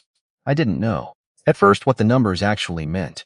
By the time I understood, I'd already been part of it for 2 years, without ever choosing to be. What happened? I found records that proved he was laundering money for men far more dangerous than himself. I made copies. I don't fully know why some part of me understood even then that someday, somehow, they might matter. Her hands tightened slightly in her lap. Then I ran, took Mia, who was barely walking at the time, and disappeared into a different name in a different city, because I understood, even as young and frightened as I was, that men like that don't forgive people who know too much. Vincenzo went very still. What was the company? He asked. Quiet. Careful. Already dreading an answer he could feel approaching. A logistics firm, Renata said. Registered under 3 different names over the years. The last one I remember was Kessler Maritime. The room went silent. Vincenzo sat back slowly, feeling something click into place that he hadn't even known was still missing. A piece of the puzzle he hadn't realized existed until it dropped quietly into exactly the empty space waiting for it. You worked for Victor, he said. Renata's face went pale. You know that name? He's the man in my basement right now, Vincenzo said. The one who tried to kill me last night. The one who married Isabella when she was 18. The one whose family this chapel's land was stolen from 40 years before either of us was born. Renata's hand rose to her mouth. He's here, she whispered. In this house. Under guard. He can't reach you. You don't understand, Renata said. Something in her voice had gone sharp with a fear Vincenzo hadn't heard from her before. Not even the night Isabella poured water over her on the marble. He's been looking for me for 5 years. Not because of what I saw, because of what I kept. The records. She nodded. I never destroyed them. Told myself I would 100 times. I never could. Some part of me always believed that someday I'd need them, or someone would, and burning proof of what he did felt like, burning the only leverage I'd ever have if he found us again. Where are they now? Safe. Somewhere he'd never think to look. She met his eyes, and something steadied in her voice, despite the fear still visible underneath it. If those records exist, and someone with the right authority sees them, they could bring down more than one shipping company. They could expose an entire network he spent 20 years building. Vincenzo sat with that a long moment, because this changed everything about the leverage he held over Victor Kessler. Sitting in a locked room 3 floors down, believing he still held every advantage in the room. He didn't. You kept proof that could end him, Vincenzo said slowly, for 5 years, and never told anyone. Who would I have told? Renata said. I was a maid with a false name and a small child. No one believes a woman like that over a man with Victor Kessler's money. You told me, Vincenzo said. You're different, Renata said. And something in the way she said it made his chest tighten in a way he wasn't fully prepared for. You knelt down to a 6-year-old's height without anyone watching who mattered enough to perform for. That's not something a man learns to fake convincingly. Either he has it, or he doesn't. Vincenzo looked at her a long moment. I need those records, he said finally. Not for revenge. For justice done properly, in daylight, where it can't be undone by whoever inherits Victor's operation after him. Renata nodded slowly. I'll get them. I'll send Dante with you. No. Her voice was firm, surprising him. This is mine to finish. I've spent 5 years running from what I know. I think it's time I stopped running toward the wrong direction. Vincenzo studied her and found, to his own quiet surprise, that he believed her completely. Then go, he said. But take Costa with you. Not for protection, for witness. If this evidence is going to matter in a room full of lawyers someday, it needs more than one person's word behind it. Renata agreed and left the room. Vincenzo sat alone afterward with the full shape of the last 2 days finally arranging itself into something he could almost see clearly. A stolen marriage, a stolen inheritance, stolen land, decades old, waiting patiently to demand repayment. And somewhere in the middle of all of it, one woman who had carried the exact evidence needed to end it all, for 5 years, without ever once being believed enough by anyone to use it. He intended to change that. Starting today, Victor Kessler sat in the locked room 3 floors down, with his hands folded on the table in front of him. Unbothered, the posture of a man who had survived worse rooms than this one, and fully expected to survive this too. Vincenzo entered alone. No lawyer, Victor observed. Interesting choice. I'm not here to negotiate, Vincenzo said. I'm here to tell you something. And then I'm going to watch your face while I say it. Because I've earned that much after the last 2 days. Victor said nothing. Waited. Renata Ferraro, Vincenzo said. Something flickered behind Victor's eyes. Small. Fast. But Vincenzo had spent 38 years reading exactly that kind of flicker on far more practiced faces than this one. I don't know that name, Victor said. You do, Vincenzo said. She worked your books for 2 years. Found what you were actually shipping underneath the shipping. Ran with copies of everything before you could stop her. Victor's composure held, but his stillness had changed texture. The particular tension of a man recalculating everything he thought he understood about the room he was sitting in. She's dead, Victor said finally. I confirmed it years ago. You confirmed a lie someone sold you, Vincenzo said. She's been in this house for 2 days, under my protection, and in a few hours she's going to hand me everything she's kept hidden for 5 years. Victor's jaw tightened, the first visible crack in his composure since he'd sat down across a desk from Vincenzo the night before, with wine already poured for a celebration that never came. You're bluffing, Victor said. I don't need to bluff, Vincenzo said. You already tried to kill me over a 9-year-old marriage and a 40-year-old land dispute. I don't need to invent additional reasons to bury your operation. I just needed to find out I already had the evidence sitting in my guest wing this entire time, wrapped in a housekeeper's uniform, cooking my breakfast. Victor said nothing for a long moment. What do you want? He said finally. Everything, Vincenzo said. Every account, every partner, every name attached to what that logistics company actually moved beneath its paperwork.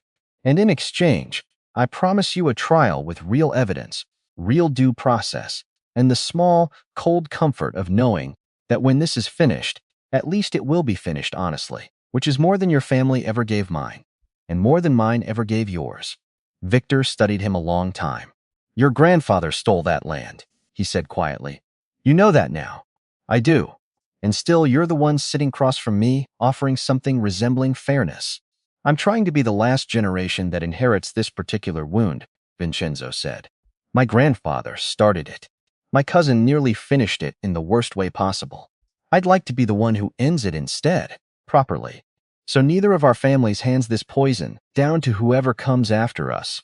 For the first time since Vincenzo had walked into that chapel the night before, something in Victor Kessler's face looked less like a man calculating his next move, and more like a man finally, exhaustedly, considering the weight of everything the last 3 generations had cost him personally, to chase.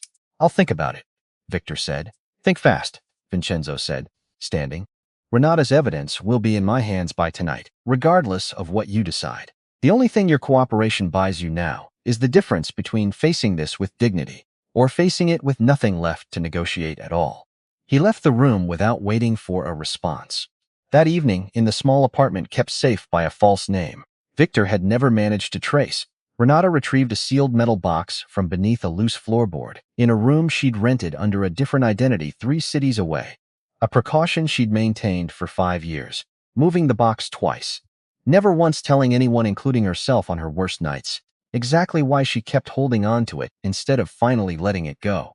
Costa stood watch outside while she worked, and when she emerged carrying the box, something in her face had changed. Lighter, like a weight she'd carried so long she'd forgotten it was optional, had finally, deliberately been set down. 5 years, she said, mostly to herself, as the car pulled away from the curb. I've carried this 5 years. For what it's worth, Costa said, glancing at her in the rear-view mirror. I don't think you were wrong to keep it. I know I wasn't wrong, Renata said. I just didn't understand, until 2 days ago, that I was allowed to stop carrying it alone. The drive back to the estate took 40 minutes. Vincenzo was waiting on the front steps when the car pulled through the gate, standing exactly where he'd stood 2 nights earlier with white roses in his hand and a question he'd never gotten the chance to ask. Renata stepped out of the car holding the metal box, like it weighed considerably more than metal alone could account for. This is it, she said, holding it out to him. Vincenzo didn't reach for it immediately. Are you certain? He asked. Once I have this, there's no taking it back. It goes to Fabio tonight, and from Fabio to people who will use it exactly as intended, regardless of the cost of anyone standing here. I've had 5 years to be certain, Renata said. I think I finally am. She placed the box in his hands. And something about the transfer, small, quiet, entirely without ceremony, felt to both of them like the true ending of the danger that had started 2 nights ago, with a child running through a hallway, screaming for someone to save her mother. The public hearing was scheduled for 11 days later. Vincenzo had wanted it sooner. His lawyers insisted on more time. Time to properly document everything Renata's 5-year-old evidence exposed. Time to coordinate with federal prosecutors who had been quietly circling parts of Victor Kessler's operation for years without ever having enough to move. Time to make certain that whatever happened in that room happened with enough weight behind it that no clever lawyer could later dismantle it on a technicality.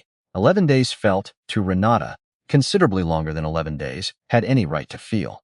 Because in that time, the rumors started. They arrived first, the way rumors always did, quietly, at the edges, small enough that no single sentence seemed worth confronting directly. A grocery clerk's slightly too long stare.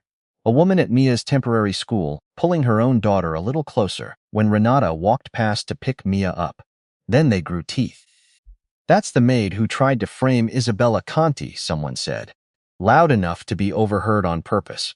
Outside the small bakery where Renata had taken a temporary job while the investigation ran its course, I heard she was caught stealing jewelry. Used her own daughter to cover for it. Renata kept walking. She'd survived worse than whispers. She told herself that every single day, sometimes more than once. The way you repeat a prayer whose words have started to feel thin from overuse. But then, on the 9th day, Mia came home from school quiet. Too quiet. She set her small backpack down without the usual chatter about her day. Sat at the kitchen table of the small apartment Vincenzo had arranged. Didn't reach for her crayons. Renata knelt in front of her. Baby, what happened? Mia looked up. Eyes for a 6-year-old's face. Mama, she said. What does thief mean? The question landed in Renata's chest like something physical. Who said that word to you? A girl's mommy, Mia said, staring at her hands. She told her daughter not to let me play with her toys because my mama likes things that aren't hers. The room seemed to tilt slightly. Renata pulled her daughter into her arms, and Mia, strangely, didn't cry, which was somehow worse than if she had. Mama, Mia whispered against her shoulder. You didn't steal anything, right? Renata closed her eyes. She thought about everything the truth had already cost, and everything it had already saved a mafia boss's life. A chapel, an entire operation about to be exposed after 5 years hidden under a floorboard. She thought about how, in a small apartment kitchen, none of that mattered at all against one child's frightened question. No, baby, she said. I never stole anything. Mia nodded slowly, but her small fingers stayed clenched tight in the fabric of Renata's sleeve, the exact way they'd clenched into Vincenzo's jacket 2 weeks earlier. The muscle memory of fear that hadn't fully learned yet that it was allowed to relax. That night, Vincenzo learned about the rumors before Renata told him. Fabio brought the reports directly to his study, a printed summary of exactly what was circulating and precisely which sources had started spreading it.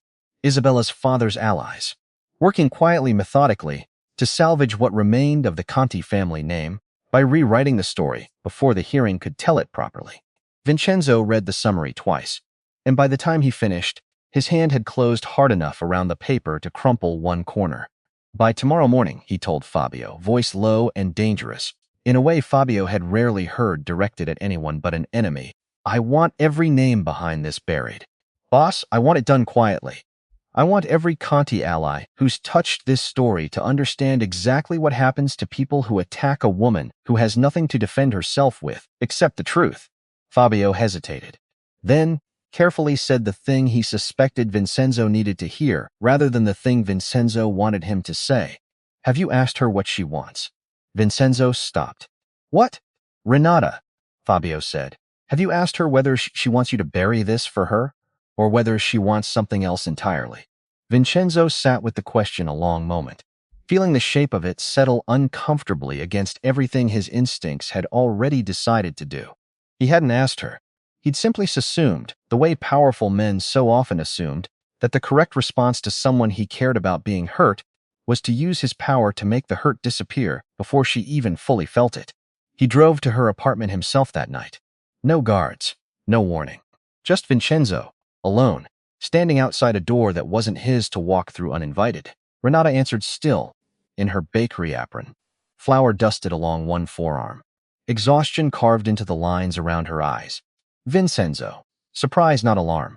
Is something wrong? I know about the rumors, he said. About what they said to Mia. Something tightened in Renata's face. How do you? Fabio flagged it. I read the report an hour ago. He held up the folded paper still crumpled from his own grip. I came here to tell you I'm going to end it. Tonight. Every name behind it, buried by morning. He expected gratitude. He'd earned the right to expect it, hadn't he? After everything the last 2 weeks had cost this house. Instead, Renata's face went very still. No, she said. Vincenzo blinked. No? Don't bury them, Renata said. Don't silence them. If you do that, everyone will say I only survived because a powerful man protected me. They'll say I had no truth of my own, only your fear behind me, doing what I couldn't do myself. They're calling you a thief in front of your own daughter, Vincenzo said. Something rising in his voice he wasn't accustomed to hearing there. I will not simply watch that happen, because it protects some idea of your independence. This isn't about my independence, Renata said, holding her ground despite the exhaustion visible in every line of her posture. This is the difference between being protected and being owned. If you silence my enemies with your power, then my name only stays clean because you paid for it to stay clean.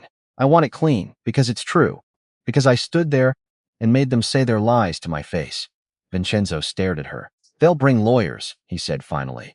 They'll try to humiliate you in front of everyone. They're already trying, Renata said. At least at the hearing, I get to answer back. Something in Vincenzo's chest shifted. Watching her stand there in a flour-dusted apron, refusing the exact kind of protection he'd built his entire life around offering people, and finding, underneath the frustration, something that looked uncomfortably close to respect. What do you want then? He asked. If not this. I want a room where they have to ask me their questions to my face, Renata said. I want them to look at me while they call me a liar, instead of whispering it behind my back where I can't answer. Vincenzo studied her a long moment. All right, he said finally. Renata blinked, clearly braced for further resistance. All right? You want your name cleared by truth, not by fear. Then we do it your way. He stepped closer, though he stopped himself before entering the small space that was still, undeniably, hers to control. But understand me, Renata. If anyone touches Mia again, if one more person speaks a single word to your daughter, before speaking first to you, I will not wait for your permission the second time.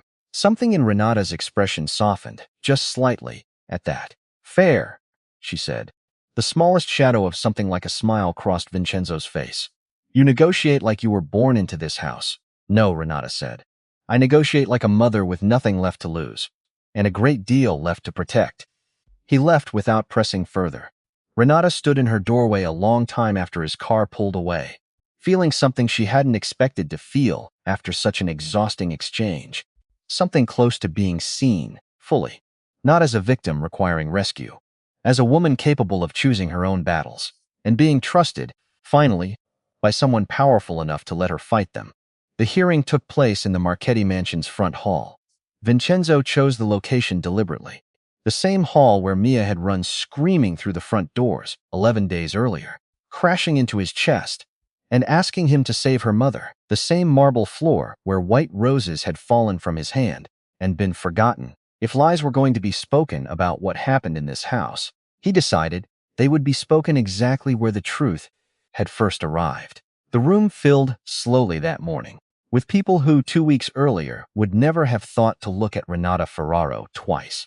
Conti family lawyers. 3 of them. Expensive suits and careful expressions. Charity board members who'd known Isabella socially for years. Senior household staff. 2 court-appointed legal witnesses, present to ensure the proceedings, informal as they were, held some weight if referenced later in the ongoing federal investigation. Carla stood near the staircase, dabbing at her eyes before anyone had even said a word. Dante stood near the door, arms folded, expression carved from stone. Fabio sat with a laptop open, ready to produce documentation the instant anyone challenged a fact. And near the back, seated quietly, dressed in a plain gray suit that made him look considerably smaller than he had 2 weeks earlier, sat Isabella's father Aldo Conti, grief arranged carefully across his face, like an accessory chosen to match the occasion. He looked at Renata once, briefly, and dismissed her with his eyes the way a man dismisses furniture that happens to be blocking a more important view. Vincenzo stood near the staircase, silent, hands folded in front of him. His silence, several people would later comment, frightened the room considerably more than shouting would have. Renata stood alone in the center, wearing a simple navy dress. No jewelry, no borrowed elegance. Just herself, standing on marble where she'd once knelt, soaked and humiliated, choosing this time to stand instead. Mia waited near the back with Carla, clutching her crayons in both small hands. Renata had tried gently to convince her to stay home for this. Mia had refused. "If they say bad things about you," she'd said, with the terrible seriousness only children manage, "I want to hear you say the true things back." That was why Renata stood there now, heart hammering against her ribs, her daughter watching from across the room. The Conti lawyer began. Smooth, rehearsed, the practiced cadence of a man who had done this exact kind of work 100 times before and expected this occasion to go no differently. "Miss Ferraro," he said, "is it true you were found inside Miss Conti's private suite near her jewelry drawer?" Vincenzo's fingers twitched once at his side. He said nothing. Renata felt his restraint from across the room and drew strength from it. Because it wasn't control. It was trust. "Yes," she said. A murmur rippled through the gathered crowd. The lawyer's smile thinned into something satisfied. "So you admit you were near her valuables?" "I was near her drawer," Renata said, "because I was on my knees after she poured water over me for hearing something I wasn't meant to hear." The murmur died instantly. Renata continued, her voice shaking only at the edges now, holding steadier than it had any right to after 11 days of whispered accusations. "I didn't steal her jewels. I heard her truth, and that truth was the only thing in that room valuable enough to frighten her." Carla began crying silently near the staircase. The lawyer's composure thinned further. "Miss Ferraro, are you aware that accusing a woman of Miss Conti's standing requires actual evidence?" Renata looked at him directly. "Being poor," she said, "does not make my memory any less true." Someone in the crowd drew a sharp, audible breath. Vincenzo's eyes never left her face. The lawyer pressed harder, visibly rattled now, reaching for something with more force behind it. "Did you, or did you not, use your own child to manufacture sympathy for Mr. Marchetti?" Renata turned slowly enough that the entire room's attention followed her gaze toward the back of the hall, toward Mia, standing very still, holding her crayons like a shield. Renata's voice softened, but somehow carried further because of it. "My daughter didn't run for sympathy," she said. "She ran because a beautiful woman in a beautiful room taught her that power could make mothers disappear." Mia's eyes filled with tears. Renata looked back at the lawyer, something steel-edged finally breaking through the exhaustion in her voice. "If you want to call a 6-year-old child a strategy," she said, "say it while you're looking at her." The lawyer looked down first. It was, everyone in the room understood without a word being said, the first real victory of the morning. Then the front doors opened. No one had expected her. Isabella walked in slowly, paler than anyone had ever seen her, dressed entirely in black, her beauty still visible but no longer functioning as a weapon. 2 guards trailed behind her at a respectful distance, a condition of her continued cooperation with the federal investigation, allowed to attend but closely monitored. Aldo Conti turned sharply in his seat. "Isabella." She didn't look at him. The room shifted, every eye following her as she crossed the marble floor and stopped several feet from Renata, close enough that the 2 women's history hung visibly in the air between them. The Conti lawyer moved toward her immediately, desperate now for something to steady a rapidly sinking case. "Miss Conti," he said, "please, confirm for the record that Miss Ferraro fabricated her accusations after being caught in your private room." Isabella looked at Renata for one long, unbearable moment. Hatred flickered there, first, then exhaustion, then something considerably more painful than either, recognition, finally arriving after weeks of refusing to look at it directly. Her eyes moved past Renata to Mia, standing at the back with crayons clutched against her chest like armor. Isabella's mouth trembled. Her father stood, urgent now.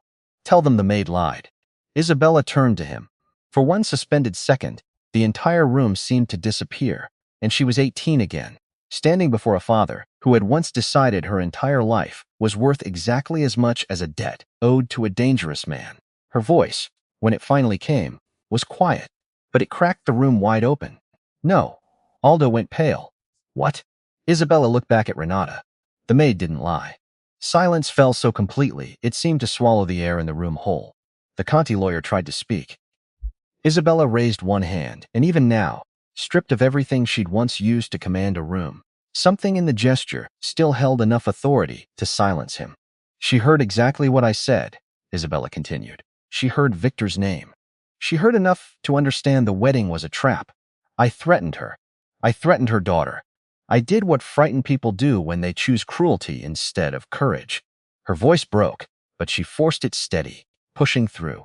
But she didn't steal from me. She didn't frame me. She told the truth. And I have spent the last 11 days deciding whether I was brave enough to say that out loud. Aldo Conti moved toward his daughter, reaching for her arm, but Dante stepped between them before he'd taken 2 full strides. Aldo stopped, chest heaving, fury and panic mixing visibly across his face. Vincenzo finally spoke, and his voice carried the particular weight of a door closing permanently on something that had been left open far too long. The record is complete. The Conti lawyer lowered his papers slowly, understanding without being told that whatever remained of his case had just collapsed in front of every witness in the room. No one whispered now. Renata stood in the center of the hall, still trembling slightly. Still the same woman who had knelt on this exact floor 11 days earlier, soaked and humiliated. But the room no longer looked through her. They saw her. And that, more than any accusation that had come before it, was almost enough to finally break her composure completely. Mia broke free from Carla's hand and ran the length of the hall, crayons still clutched in one fist, throwing herself against her mother's legs. Renata knelt instantly, catching her, holding her on the same marble where this entire story had begun, except this time, no one stood over either of them. You said the true things, Mama, Mia whispered against her neck. Renata closed her eyes, holding her daughter tightly. Yes, baby, she said. I did. Across the room, Vincenzo watched them. Every instinct in him wanting to cross the marble and fold both of them into something safer than a public hearing could ever provide. He stayed where he was, because Renata had asked for her voice, not his shadow to stand over it. And he understood, finally deeply, exactly what it had cost her to ask for that instead of the easier thing. So he let her victory belong entirely to her. The federal case against Victor Kessler moved swiftly after that morning. Renata's evidence, combined with what Fabio had already uncovered about Salvatore's financial trail and Victor's own network, gave prosecutors more than enough to build a case that would take years to fully unravel in court, but would end. Everyone involved understood clearly, with Victor Kessler never again holding the kind of power he'd spent his entire life chasing. Salvatore's fate took longer to decide. Vincenzo spent 3 sleepless nights turning it over before finally sitting across from his cousin one last time, in a locked room considerably less comfortable than the study where this had all begun. You could kill me, Salvatore said when Vincenzo finally entered. Not a plea, a simple statement of fact, delivered with something close to resignation. It would be within your rights. Everyone would understand. I could, Vincenzo agreed. I've thought about it, more than I'm proud of. Why haven't you? Vincenzo considered the question a long moment. Because our grandfather made a decision 40 years ago that poisoned 2 families for 3 generations, he said. Because that poison ran quiet and patient until it finally found you, angry enough and desperate enough to pick it back up.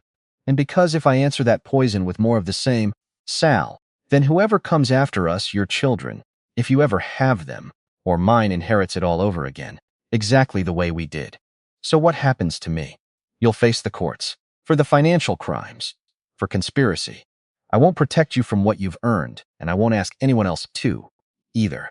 Vincenzo's voice softened, just slightly. But I've also told the prosecutors everything about how you were recruited. About the resentment that built for 30 years before you ever met Victor Kessler. It won't erase what you did. But it might mean the difference between a life sentence and something that leaves room for you to eventually become something other than this.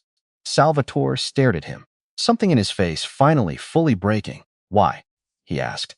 After everything.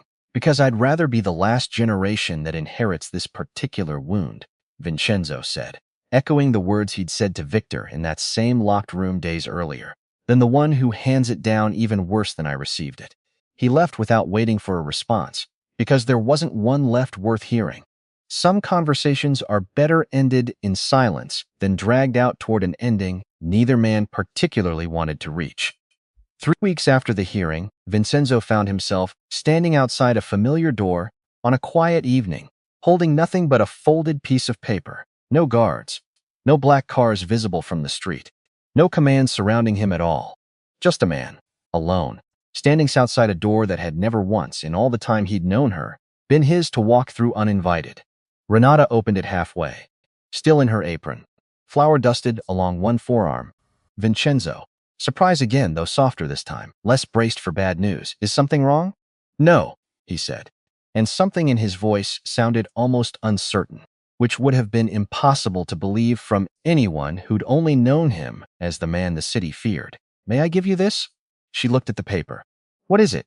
Mia left it in the front hall the day of the hearing. Renata took it slowly, unfolding it. A crooked house, a woman with dark hair, a little girl with a ribbon, and a tall man standing outside the door. Not inside the house, not at the center of it, not owning any part of it. Waiting. Renata stared at the drawing a long moment. She drew you outside, she said finally. Yes. Why does that matter to you? Vincenzo looked past her, into the small apartment. The worn table, two mismatched cups drying beside the sink, a careful row of crayons lined up with more precision than the rest of the room's modest furnishings seemed to warrant. Because I've spent my whole life owning houses, Renata, he said. Your daughter is the first person who ever drew me as someone waiting to be invited in, instead of someone who simply walked through whatever door he chose. Renata's eyes filled before she could stop them. I don't know how to be that man yet, Vincenzo continued. The one who waits. But I would like to learn if you'll let me. And if I never invite you in, Renata said, voice trembling slightly. You stay grateful outside? It should have sounded like a line rehearsed for effect. It didn't. It sounded like a man telling the truth, finally, to someone who wouldn't reward him for pretending otherwise. Renata opened the door a little wider. Not fully, not yet, but wider. Would you like tea? She asked. Vincenzo looked at the small apartment, then back at her. Only if you want to make it.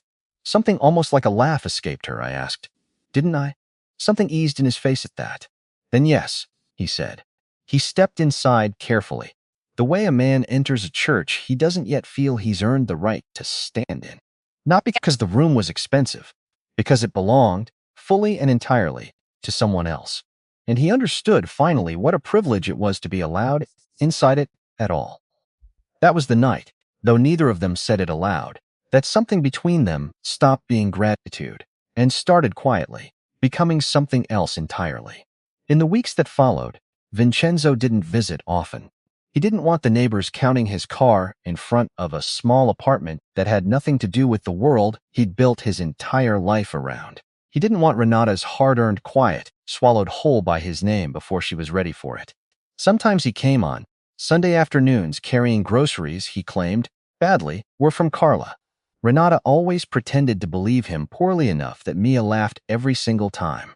Sometimes he sat at the small table, while Mia showed him her latest drawings, and demanded to know with total seriousness why all his suits looked like sad penguins. Sometimes Renata caught him washing his own cup in the sink, awkward and unpracticed, like a man learning an ancient and slightly embarrassing skill. You have people for that, she told him once, amused. Vincenzo looked at the soapsuds on his hands, faintly bewildered by them, as though they'd appeared there by some process he hadn't fully authorized. I've had people for too many things, he said. I think I'd like to try having fewer for a while. Renata said nothing, but she smiled while turning away. And Mia, of course, she noticed. Children always notice what adults think they're hiding, saw it, and filed it away carefully, alongside everything else she'd started quietly cataloging about the way her mother's shoulders relaxed whenever Vincenzo remembered to knock twice and wait for an answer. She noticed that he brought no gifts for Renata except small practical ones. A better lock for the front door, A book Mia had mentioned once, in passing, weeks earlier. A small paper packet of rose seeds, because Mia had said she wanted to grow flowers that weren't scary, and Vincenzo had apparently taken the request more seriously than either of them expected. Most of all, Mia noticed that her mother smiled around him in a way that had stopped asking permission from fear. 1 month after the hearing, Vincenzo asked Renata to come to the mansion. She almost said no. For what? She asked, wary despite everything that had changed between them. No meeting, he said. No lawyers. No Conti name attached to it at all. Just the front hall. Renata's breath caught, because the front hall wasn't simply a room to either of them anymore. It was the place where Mia had run, screaming for help. The place where white roses had fallen and been crushed underfoot. The place where fear had first collided by pure accident with fate. Mia too, she asked. Vincenzo's voice softened. Only if she wants to come. Mia wanted to. She wore her white ribbon and insisted on bringing her best crayon drawing, because in her exact words, delivered with total 6-year-old gravity, big houses got lonely if nobody brought them pictures. When they arrived, the mansion's front doors stood open. Not like a command this time, like an invitation. The front hall was filled with morning light. White roses lined both sides of the marble floor, not scattered, not fallen, not crushed beneath anyone's careless shoes. Standing, deliberately, in careful rows, exactly the way they'd been meant to appear on an entirely different evening, weeks and a lifetime ago. Carla stood near the staircase, tears already gathering before a single word had been spoken. Dante stood beside her, expression carved from stone, though Mia immediately whispered, loud enough for everyone to hear, he's trying really hard not to smile. Renata looked at Vincenzo. He stood in the exact center of the hall, the same spot where Mia had crashed into him weeks earlier. The same spot where his entire life had quietly rearranged itself in the span of one desperate sentence. No crowd. No audience beyond the small handful of people who had actually witnessed this story from its very beginning. What is this? Renata asked, voice trembling slightly. Vincenzo walked toward her slowly, stopping far enough away that she could still choose, at any moment, to keep her distance. The first time I stood here holding roses, he said, I was about to choose a lie without ever fully understanding. It was one. Then your daughter ran into me and asked me to become someone better than the man this entire city feared. Mia looked up at him, wide-eyed, listening with total attention. She asked me to save her mother, Vincenzo continued. I thought that meant pulling you out of a room by force. I understand now that saving someone sometimes means letting them walk away from you instead. Sometimes it means standing quietly while they defend their own name in front of a room full of people who doubted them. Sometimes, he said, glancing briefly at the small apartment door he'd learned, over weeks, to knock twice on and wait, it means standing outside a door until the person on the other side of it decides, in her own time, whether you're safe enough to be let in. Renata covered her mouth with one hand, unable to fully hold back the tears gathering there. Vincenzo reached into his coat and produced a small velvet box, the same one, Renata would later learn, that had been sitting there, forgotten, and then deliberately carried since the very first night this entire story began. He didn't open it yet. Renata Ferraro, he said, I won't ask you to live under my protection. I'm asking you to help me build a life where protection never becomes control, and love is never mistaken for a debt owed. Her tears spilled over freely now. Vincenzo lowered himself to one knee on the marble, the exact spot everyone in the room understood without needing it, said aloud, where Renata had once knelt soaked and humiliated, where Isabella had once stood over her with cruelty dressed up as authority. This time, no one stood above anyone else in judgment or fear. This time, Vincenzo knelt entirely by his own choice. I can't promise you a life free of danger, he said. I won't insult you with a comfortable lie, but I promise your voice will never have to break before I finally learn to hear it. I promise Mia will never again be used as the price for anyone's silence. And I promise that every door I ever ask you to walk through will still open just as easily if you ever choose to leave it. He opened the box. Inside sat a ring, simple, old, catching the morning light in a way that made it look, briefly, like something considerably more valuable than its size suggested. His mother's ring, though he hadn't told her that yet. And if you say no, Vincenzo added, quieter now, your name stays clean. Your apartment stays safe. Your daughter stays protected, exactly as she is now. My promise to both of you was never conditional on your answer to this one question.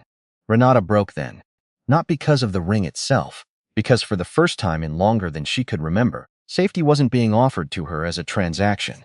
Vincenzo wasn't asking her to trade gratitude for love, or silence for protection, or anything at all in exchange for the smallest measure of security. He was giving her freedom, fully and completely, before he ever asked for forever. Vincenzo, she whispered, I'm still scared. Then be scared, he said gently. But don't let the fear answer for you instead. Renata looked over at Mia, who had gone very still, watching with shining eyes, clearly working hard to understand why grown-up happiness so often looked exactly like crying. Then Mia stepped forward and took her mother's hand in both of her small ones. Her voice, when it came, was quiet, sweet, and completely, uncomplicatedly certain. Mama, she said, please say yes. He makes you smile. Renata looked down at her daughter. There was no calculation anywhere in Mia's face. No thought of houses, or money, or safety, or any of the complicated architecture adults built around a decision like this one. Just the plain, unguarded truth only a child would ever dare to say out loud, in a room full of history heavy enough to crush a lesser sentence entirely. He makes you smile. Renata looked back at Vincenzo. She saw the feared man the entire city still whispered about in careful tones. She saw the man who could have buried his enemies without pausing for breakfast, who had in fact very nearly done exactly that more than once over the last month. But she also saw the man who had stayed silent in a public hearing because she'd asked him to. The man who had waited outside her door until she decided, in her own time, that he was safe enough to invite in. The man who washed his own cup badly and brought rose seeds instead of jewelry, and had somehow slowly learned that love was not the same thing as ownership. Her lips trembled into a smile. Yes, she whispered. Vincenzo's eyes changed. The whole hall seemed to exhale at once, as though it had been holding its breath since the night the roses first fell. Renata stepped closer. Yes, Vincenzo, I'll marry you, Mia gasped, then shouted loud enough to echo off the marble. She said, Yes! Carla burst into open tears. Dante turned quickly away, though not before Mia pointed directly at him and announced, with great satisfaction, I saw that. For the first time in the entire story, Dante didn't bother denying the smile breaking across his face. Vincenzo slid the ring onto Renata's finger, then lifted her hand and pressed his lips to it, gently, deliberately. The gesture wasn't possession. It was a vow. Mia threw herself between them, wrapping one arm around her mother and reaching as far as she could to include Vincenzo in the embrace as well. For one brief second, Vincenzo froze completely, as though happiness had arrived without adequate warning and caught him entirely unprepared for it. Then his arms closed around both of them. The front hall that had once held fallen roses and a terrified child screaming now held, instead, a family beginning exactly where fear had once tried, and ultimately failed, to win. 6 weeks later, the wedding began not at the chapel altar, but at the front doors of the Marchetti mansion itself. That had been Renata's choice, and Vincenzo hadn't argued a single word of it. She didn't want to appear suddenly at the end of an aisle in silk, as though the story that had brought them here could simply be erased and skipped past. She wanted to walk through the exact place where everything had started, and let every step of that walk answer, quietly and completely, everything the last few months had once tried to take from her. The doors stood open to daylight. Renata stood in a simple white dress, Mia beside her, carrying the rings with the enormous seriousness of a girl, entrusted with something far more important than jewelry. The white roses that had once fallen, crushed and forgotten, from Vincenzo's hand now lined the hall in full, deliberate bloom. Staff stood openly among the gathered guests, rather than hidden discreetly against the walls, because Vincenzo had insisted quietly, but without room for negotiation, that everyone who had helped protect this family through the last several months belonged inside this celebration, not standing outside it. Carla held a handkerchief to her mouth the entire ceremony. Dante stood near Vincenzo, pretending this was purely a matter of security detail, rather than the single happiest duty he'd accepted in years of loyal service. Renata looked down at the marble floor beneath her feet and remembered water, and fear, and broken porcelain, and a child's terrified cry echoing down this exact hallway. Then she lifted her head and looked forward instead. Vincenzo waited for her in the center of the hall, not at the altar yet, not standing above her in any sense, just there, in the exact place where he had first failed to notice everything happening inside his own house and had decided, afterward, never to be blind to it again. When Renata reached him, he held out his hand. She placed hers in it without a trace of hesitation. Vincenzo looked out at the gathered guests, then at his staff, then finally back at her. "You entered this house once," he said, his voice carrying easily through the hall, as someone people looked straight through without seeing at all. "Today, every door in this house opens, because you are the one walking through it." Renata's eyes filled again, though she smiled through it this time. Mia leaned close and whispered, with the gravity of enormous personal responsibility, "Don't forget to smile, Mama." Renata laughed, and the sound moved through the mansion like sunlight, finally reaching a room that had been locked for far too long. Then they walked together, hand in hand, toward the chapel. No hidden threats waited behind the flowers this time. No stolen keys. No enemy hiding in the old office, waiting to turn a family blessing into a trap. The chapel that Victor Kessler had once tried to use as the site of Vincenzo's downfall became, instead, the place where an old 40-year debt was finally, properly settled, not with more theft, but with a marriage built on nothing except truth freely given. Vincenzo did not promise Renata a palace. He promised her a home where her no would be respected exactly as deeply as her yes. Renata did not promise to become fearless. She promised instead never again to make herself smaller for the comfort of anyone who needed her silence to feel safe. And when Vincenzo placed the ring on her finger before the small gathered crowd, before his staff, before Dante, before Carla, before Mia, watching with wide, delighted eyes, the old chapel finally completely stopped being the place where betrayal had once waited patiently in the dark. It became, instead, the place where truth finally became family. Vincenzo Marchetti had once come home unannounced, carrying white roses, intending to surprise the woman he believed he was going to marry. What he found instead had changed absolutely everything. The woman in silk had carried betrayal hidden carefully behind her beauty, though even she, in the end, found one moment of real courage, buried underneath years of learned fear. The maid kneeling on his floor had carried nothing but quiet, stubborn courage inside her frightened silence. And the small girl who had begged him, desperately, to save her mother that first terrible evening had not only saved Renata that day, she had saved Vincenzo, too, from giving his entire life away to the wrong woman, and guided him, one small act of trust at a time, toward exactly the right one. In the months that followed, the mansion no longer felt like a museum built entirely around power. Renata hadn't changed it by accepting a title, or by sitting behind some ceremonial desk that came bundled with her new last name. She had changed it because Vincenzo had learned, slowly and sometimes painfully, to ask different questions of the house he'd inherited without ever fully examining. Who waits alone in the servant hallway? Who is too afraid to speak up when something is wrong? Which doors in this house only ever open for the powerful? Which children, quietly and without anyone noticing, are being taught that disappearing is safer than being seen? He asked those questions now, consistently, because Renata had once refused to keep living inside his protection, unless that protection eventually became something better than simple control. Mia still kept her small crayon drawing, framed in Vincenzo's study.